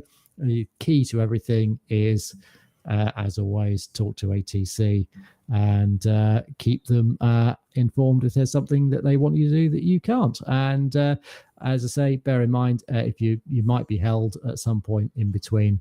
But otherwise, again, prior preparation and planning prevents poor performance. All the P's will keep you happy and safe. And there we go. Very good. Thank you, Simon. I think I am going to kind of run you back through much of what we covered today so far has been really applicable to any time that you're flying on VATSIM. But we're going to kind of circle back and talk about some tips and tricks that are specific to the Cross the Pond event. First and foremost, the pilot briefings are posted on the dashboard over at ctp.vatsim.net. You want to go to that website and to the subpage called Dashboard, and that'll show you your slot, your assigned slot, and then that will include links to the pilot briefing for your departure airport and for your arrival airport. There's also a briefing for the Oceanic portion. So if you missed anything that Ben covered about flying over the ocean, a lot of it is covered in that Oceanic pilot briefing that is available on the website. In your pilot briefing for your arrival and departure airport, they might have some scenery recommendations. They often will include both freeware and payware scenery recommendations. So please check that out. But you often do want to try and find some scenery add-ons to enhance the scenery at the origin and destination. Again, if nothing else, because like I said before, the default taxiway signage might not be correct, but oftentimes if it's a freeware or payware add-on, those have been corrected. So that will help make your job easier as you're trying to find your way around those airports. Speaking of charts, you want to make sure you have them. Make sure you know how to access them. Navigraph is a great service that allows you to have charts for the entire world. But if you don't have that, you can try some freeware sources such as ChartFox, or you can, if you have the US ones are of course publicly available on SkyVector or other FAA based websites, but certainly you want to know in advance where you're going to find the charts you need for your origin airport, your departure procedure, your routing, your arrival procedure, your approaches, and your destination aerodrome. Bring extra fuel. How much extra fuel? That's always the perennial question. How much extra fuel should I bring? Well, of course, you have your normal alternates, reserves, and contingencies, but I would also consider adding maybe 60 to 90 minutes as just a general guideline, as this event tends to be very, very high traffic and delays are not uncommon. Do I want to put in no more than 90 minutes? Well, that's personal. You can make that decision on your own. If you entered a hold and the controller told you expect further clearance in 90 minutes, would you really stay connected? Well, if the answer is yes, then maybe consider having a little bit more extra fuel. But I guess 60 to 90 minutes is a decent guideline, and you can kind of judge from there whether you want to go further than that. One good tip is to, at the very beginning, when you file your flight plan, just copy and paste it straight in from your booking that's on that ctp.vatsim.net website, because one thing that the controllers are all going to be doing is using some automated tools to sort out these very, very high levels of traffic. And one thing that will help them automatically filter out event traffic versus non-event traffic will be whether you're filed the correct route. So if you file it exactly as it's in the booking, that's going to help them kind of discern who's officially in the event and who's trying to nudge their way in. The discussion about SELCAL, Ben covered this, but I'll say it again. Make sure you use the SELCAL code that is on your dashboard, ctp.vatsim.net. It's got to be the code that you use when you connect vPilot, XPilot, or Swift. It's got to be in your flight plan remarks. It should not be the one that is pasted on the little placard in your plane, because everyone who has that same plane has that same SELCAL. Don't use that one. Use the one that is in your ctp.vatsim.net booking on your dashboard page there. Connect so that you're ready to push at the time specified in your booking. One thing that is new this year is they have included in your dashboard not only the CTOT, calculated takeoff time, but they also have your push time at many of the airports. Not all of the departure airports do you see this, but most of the departure airports in this year's event, they now have an automatically calculated push time in addition to your slot time, which is the actual anticipated takeoff time. So push at the time specified in the booking. Be ready to push at the time specified in the booking. Request to push at the time specified in the booking. But your departure airport's pilot briefing may give you some additional and more detailed guidelines as to how far in advance you should be making that request and how far in advance of that you should be connecting to the network. So please make sure that you check that out in those pilot briefing documents. Cross the Pond is a very, very busy event. So try not to be the guy who is jumping the line by trying to text your controller or trying to private message your controller. Everyone's going to be trying to reach them by voice. And if you're like, oh, I've tried 6 times and he hasn't heard me, well, I'll just put it in the text chat. Certainly he's going to see me there. Everyone's in the same boat. So if everyone did that, then the text just becomes mass chaos. So it doesn't really help you. If you are someone who uses text because of a limitation, you're not able to use voice, that is fine. But if you're jumping on text as a means to try to subvert the fact that voice is chaos and they haven't answered you, trust me, they will answer you when they can. The controllers in those cases, they know which one is the most important plane that they need to talk to next. And if you're not that plane, you just need to be patient.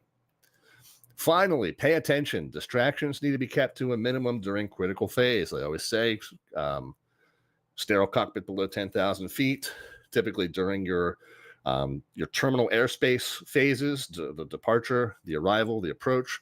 Those are times when you want to not be rocking out to your Taylor Swift. You want to not be watching, the latest season of Below Deck just dropped, so I'm going to be checking that out on Netflix or whatever. Shut that all off and be paying attention to the radio, especially during those most critical times, and be listening out for your call sign, especially if it's a call sign that you don't often or ordinarily use. So just be ready for that. Try not to be that guy with special requests and lengthy transmissions. This is a day to keep it simple, keep it concise, keep it precise.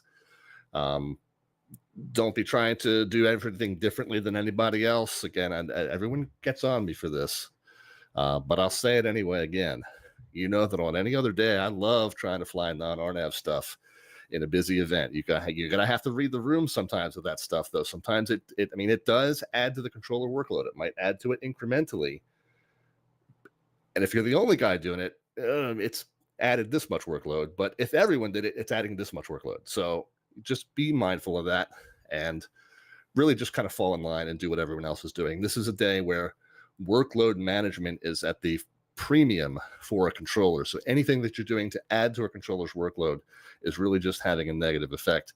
And if everyone did it, right, it only works because most people follow the guidelines. So try to be most people today. Follow the guidelines. Just do what everyone else is doing. All that other stuff is great to do in other events. This is not the event for that kind of stuff.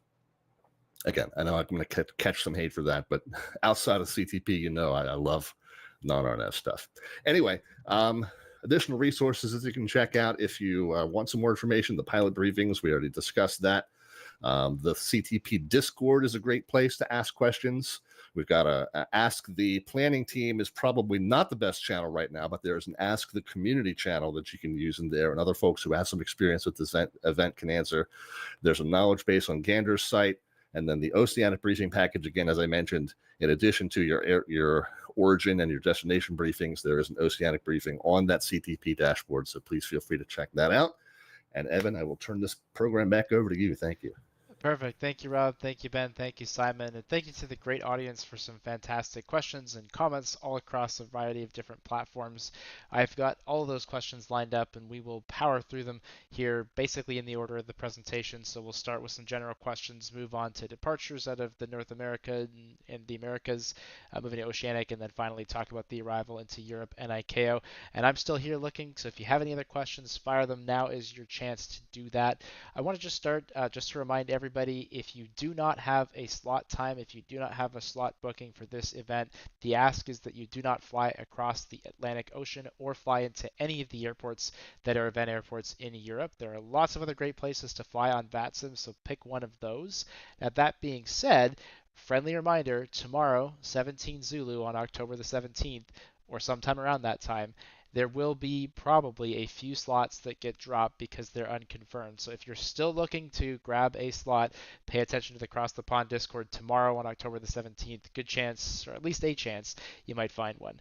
So let me start with a couple of general questions. Rob, I'll fire these ones off at you, looking at mostly departure procedure stuff. Manafi Games on YouTube wanted to know, is there a problem with only having access to an older version of the AIRAC and maybe not the most up-to-date one? Well, yes and no, and it depends. So there's your precise answer there. It has become recently part of the code of conduct that you have to be able to follow the updated procedure. Now, does that mean you have to actually have only the present version of the AIRAC cycle? It's definitely preferred, but if it's not the most recent revision, it's possible that not much has changed in the particular procedures that you're flying. So you're going to have to look at those. Look at the one that's in your FMC versus the one that's on the chart and make a judgment call. Is this basically the same thing? Sometimes there's a procedure update and it went to the Blubby 4 departure became the Blubby 5 departure because they changed the wording of one of the notes. So if it's something simple like that, yeah, you can fly it. It's the same procedure in terms of the the lateral procedure, the altitude restrictions and the speed restrictions, all the same. That's fine, but you're going to have to look at it, make that judgment call. Is it substantially the same procedure? Yes, I can fly it. Or has it changed so substantially that it's a completely different routing? Then no, you shouldn't. So that you just have to look at it and make that judgment call. Yeah, absolutely. And continuing on, Rob, with you, if air traffic control in the United States or in the Americas is giving you an unrestricted climb, is that canceling the 250 knot restriction below 10,000 feet? Typically not. Typically that 250 under 10 is universal-ish. If you need to ask to clarify, you're more than welcome to do that. But unrestricted climb typically is canceling the altitude restrictions and not canceling the speed restrictions. You don't actually often hear the term unrestricted climb in the U.S. You'll just hear climb and maintain. But yeah, if you can always ask for clarification. Yeah, and of course the 250 below 10 is just generally going to apply unless your minimum clean speed is 260, in which case we don't expect you to stall the plane, and we don't expect you to fly around with flaps out till you can climb. Right. It's naturally acceptable to go faster than that if that's the slowest you can go. And then Simon, to flip that question for the arrival portion, so again, you're given an unrestricted descent clearance or descent unrestricted 2, does the 250 below 10 still apply if it's applicable in a particular country that you're in? No, sorry, yes is the short answer. So exactly the same as in the US, basically. Although the slight difference outside the US is in the US, that 250 below 10 is very much a sort of set down in law thing, whereas in most cases outside, certainly in the UK and Europe, it's more an airspace class thing. So if you're in a class of airspace, i.e. class A or Alpha Bravo and Charlie, I want to say. We don't do Bravo and Charlie in the UK really. So class Alpha, you can ATC have it in their gift to lift that speed restriction, and generally they will do so by saying no ATC speed restriction or high speed approved or something like that, and you can ask the question. Perfect. Question from Mark. This will go back to you, Rob. How do handoffs to departure happen, specifically in the United States? Do we expect the controllers are going to switch us, or do we just switch more airborne? Okay. So handoff. So once you've gotten your Tower takeoff departure. clearance, Yeah. the tower, from the tower, the handoff to departure. In the U.S., it is almost 100% the case that the tower controller will specifically issue that handoff to you verbally at the time they want you to switch. In Canada, there are cases where they will give you that departure switch with your takeoff clearance as part of your takeoff clearance. But in both of those cases, you are still getting that verbal instruction. There are no that I'm aware of cases in the U.S. or Canada where you would just switch as a matter of routine. Yeah, so some places in Canada they'll have a little note on the chart that'll say contact departure control airborne unless otherwise instructed. So you'll be given that in some form or another.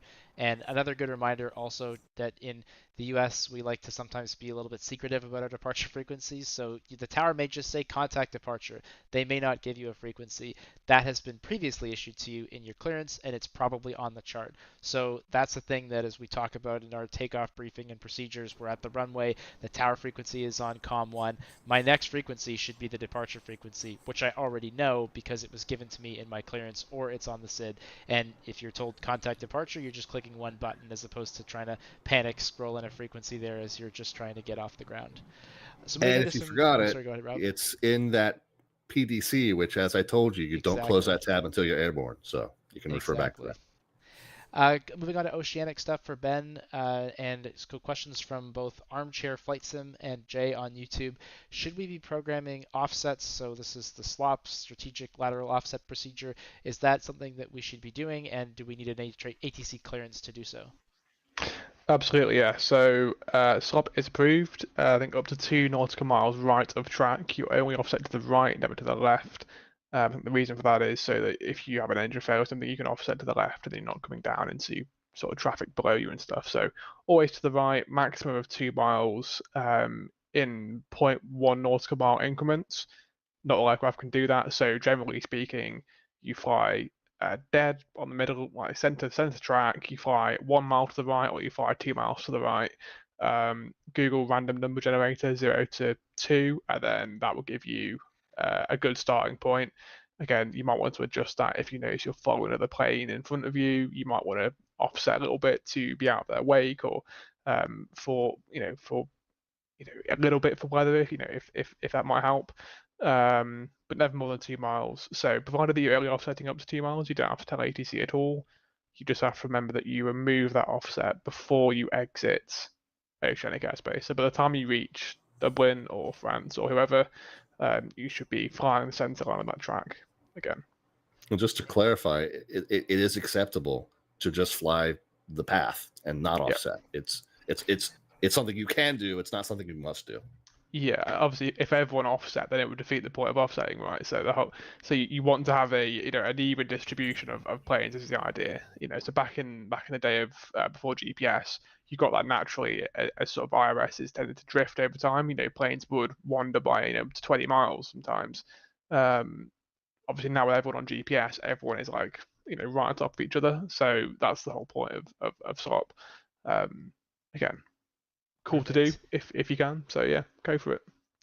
I want to talk about altitudes. A couple questions on this, both from Voxel Aviation and Greg Duke about altitudes. So let's just cover everything. Off the ground, file the altitude that you want to climb to, which would be an eastbound altitude since that's the way we're going. So if you want to start at 33,000, 35,000, it doesn't matter what's in your Oceanic booking. It doesn't matter what's in your slot. If you want to go to 33,000, that's the altitude that you file initially on the ground. Then you will be given an altitude that goes into your transatlantic portion. That is the altitude that you enter into NatTrack if you're getting an Oceanic clearance, or the altitude you can expect to get when you get across the ocean in some of the other Oceanic sectors. Might be a good idea if that altitude is an eastbound altitude to file it initially if you can, but you don't have to. Once you get to NatTrack, you're putting in the flight level that is in your booking and the maximum altitude that you're capable of. They may give you something higher, but they will most likely give you your assigned altitude. And then if you do want a higher altitude over the ocean, Ben, you can maybe check me on this one. You can always ask for it, but you may not get it because it's across the pond. Fair enough? Yeah, that's pretty much spot on. Again, like I say, it depends on traffic on a particular sector, so it's not guaranteed. I think real world is quite rare that you'd plan a step climb during oceanic airspace because, again, the probability is you won't get it, and you don't want to plan to be at a higher level, therefore burning less fuel and not get that. So I think in simply, if there's an option, you can toggle off step climbs over the ocean, and I would recommend doing that in your flight planning just so that it sets you at that one level, that one speed for the whole oceanic crossing. You don't have to worry about it then. If you can climb, then great, you save a bit of fuel, but you're not burning into any sort of contingencies or reserves by staying below where you want to be, if that makes sense. Perfect. And then the question from Jay, and this one may be a bit specific to the oceanic sector, but their question was on the first contact with Gander or some other oceanic sector, should I be reporting my full position, speed, altitude, and everything, or do I really just need to focus on the SELCAL check? So I can speak for Gander and Shamwick and say absolutely you do not need to report that. I'd be very surprised if New York and Reykjavik do, because so New York and Reykjavik use ADS-C, so it's kind of radar. Everyone's going to kind of complain now and say that I'm wrong, and I am wrong, just to be clear. It's not radar, but it's similar enough. You can kind of see what the planes are. And so they simulate that on VATSIM. They don't require any sort of SELCAL. I don't know. I don't know if they use SELCAL. I don't know. But certainly Gander and Shamwick, we still use SELCAL. So on first contact with Gander radio and first contact with Shamwick radio, you should request this. You do not need to provide or request a position report. You don't have to report your assigned Mach or your assigned speed or anything like that. I would caveat that with, if you're unsure, just provide it and be on the safe side. So if you're flying through New York and Reykjavik and the useless person from the online stream couldn't tell you what you needed to report on first contact, I would just give that information. And again, listen to the pilot and see what they're doing. If other pilots are doing it, then maybe err on the side of caution, assume they are getting it right, and you should probably do the same. It's like 5 seconds of phraseology, right? So you don't really harm by offering that information up. Yeah, and I think also just, as Rob would say, read the room. So if, 3 pilots have checked on and each time the controller has said, please state your position, okay, then maybe I should give that when I check on. And if 3 pilots have checked on with just a SELCAL check and that's it, you're probably in good shape. And the Oceanic procedures briefing may also provide some guidance. There are some specific sectors that do want more info than others, but for most of us, it's really just going to be that SELCAL check. And Mark Mayo, thanks for watching, by the way. Same question about position reports. That has been done away with. We are not doing position reports, I don't think, in any oceanic sector, certainly not in Gander and in the traditional NAT HLA. As Ben says, it's basically radar in a world where we're using that, much as has been mostly the case in real life now. So no more position reports, thankfully, which was a disaster anyway, if we're honest. So moving on to the arrivals into Europe and ICAO land. So Simon, question from Jordy. This is also something we talked about with descents earlier, but if I've got a clean speed that's higher than the max holding speed, or ATC gives me a speed restriction and I can't do that, what do I do? It's a good question, actually, because obviously if you can't, so the first thing is, if ATC asks you to do something that you can't do, whatever it is, then the first thing is to say unable, and ideally tell them why and offer them an alternative. It's good to be helpful in that case rather than just saying nope. So I did see the question about speed, about, what if my clean speed is higher than the maximum holding speed?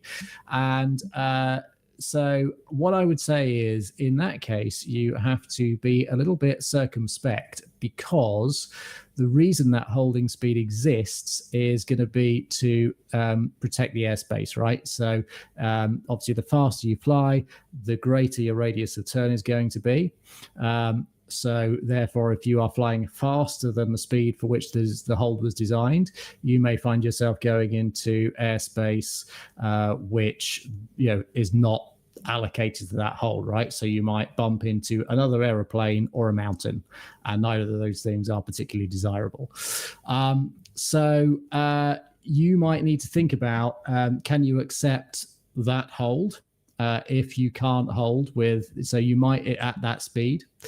So I had a little hunt through some material actually as well. So so for example, the Airbus manuals say that what you should do is if your maximum endurance speed, essentially a clean speed in that case, is less than is greater than the maximum holding speed, it says the crew should select flap 1 and fly S speed, which is the minimum speed with flaps 1. Now, some aircraft might have restrictions on holding in something other than a clean configuration, particularly if there are icing conditions. That may be a problem because generally speaking, anti-icing systems are less effective when you start getting leading edge devices out and things like that.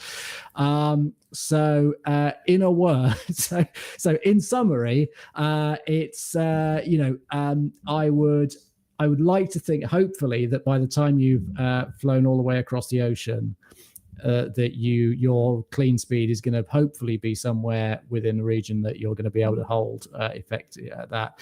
If not, speak to ATC, see if you can negotiate a higher speed. It might be okay. It might not be. Liaise with air traffic basically, and come up with a plan between you is what I would suggest. Lovely. And I am still here. I'm just dealing with a couple of helping out in the chat, so my disembodied voice will continue to ask questions even though you can't see me. Good question from Aiden came via the FSA Discord. You're landing or setting up to land. Maybe you've been given an approach clearance. You haven't been switched to the tower, so you're getting nervous about whether you're going to get a landing clearance.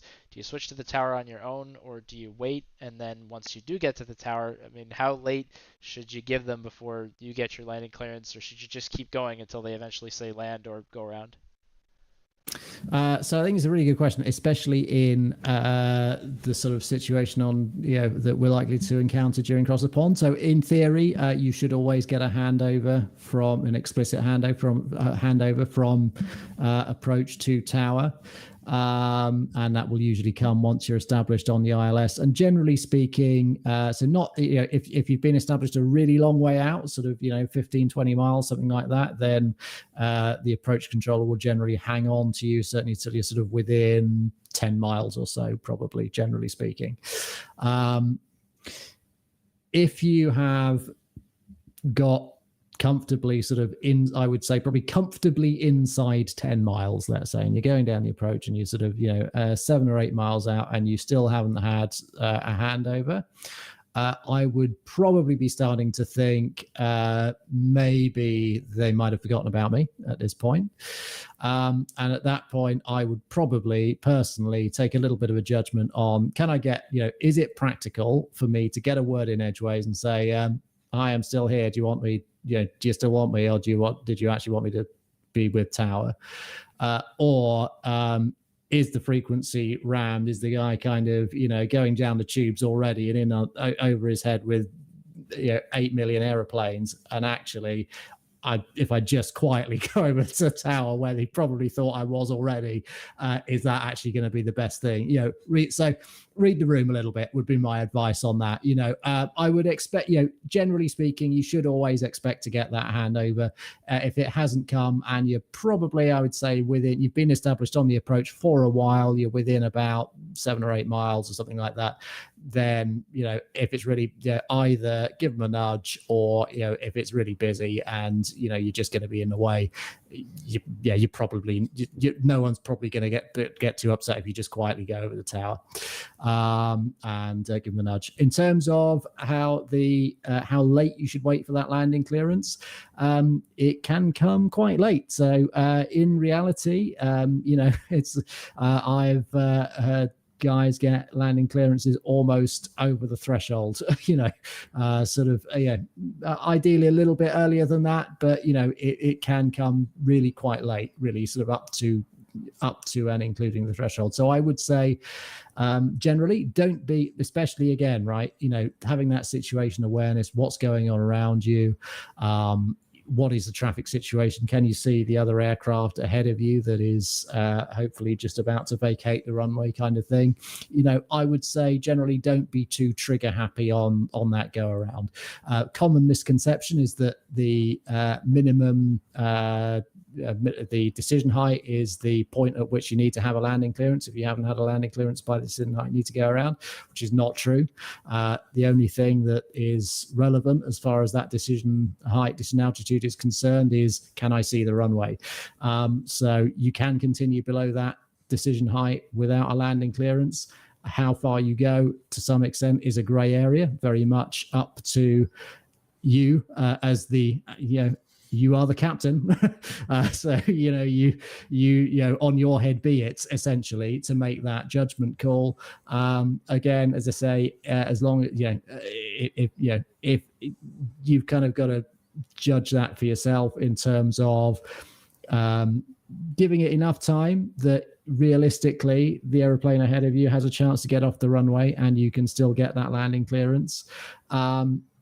Obviously, you don't really want to go much beyond, you don't really want to go beyond the landing threshold, for example, without a landing clearance. So, or touchdown. So it's a judgment call, but don't be too trigger happy would be my general advice.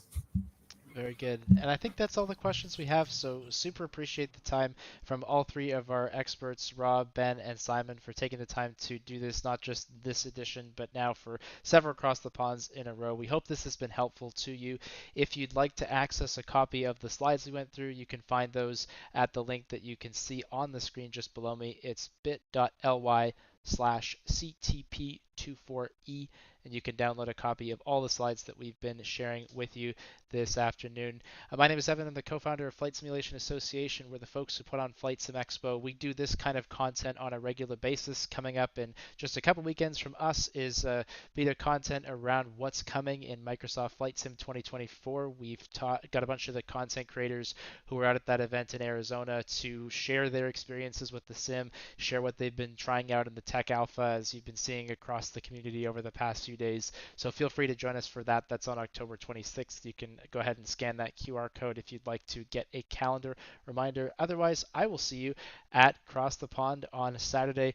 Once again, thanks to everybody for being on the screen and on the airwaves with me this evening. Thank you to the audience for the great questions, and we will see you on Saturday for Cross the Pond.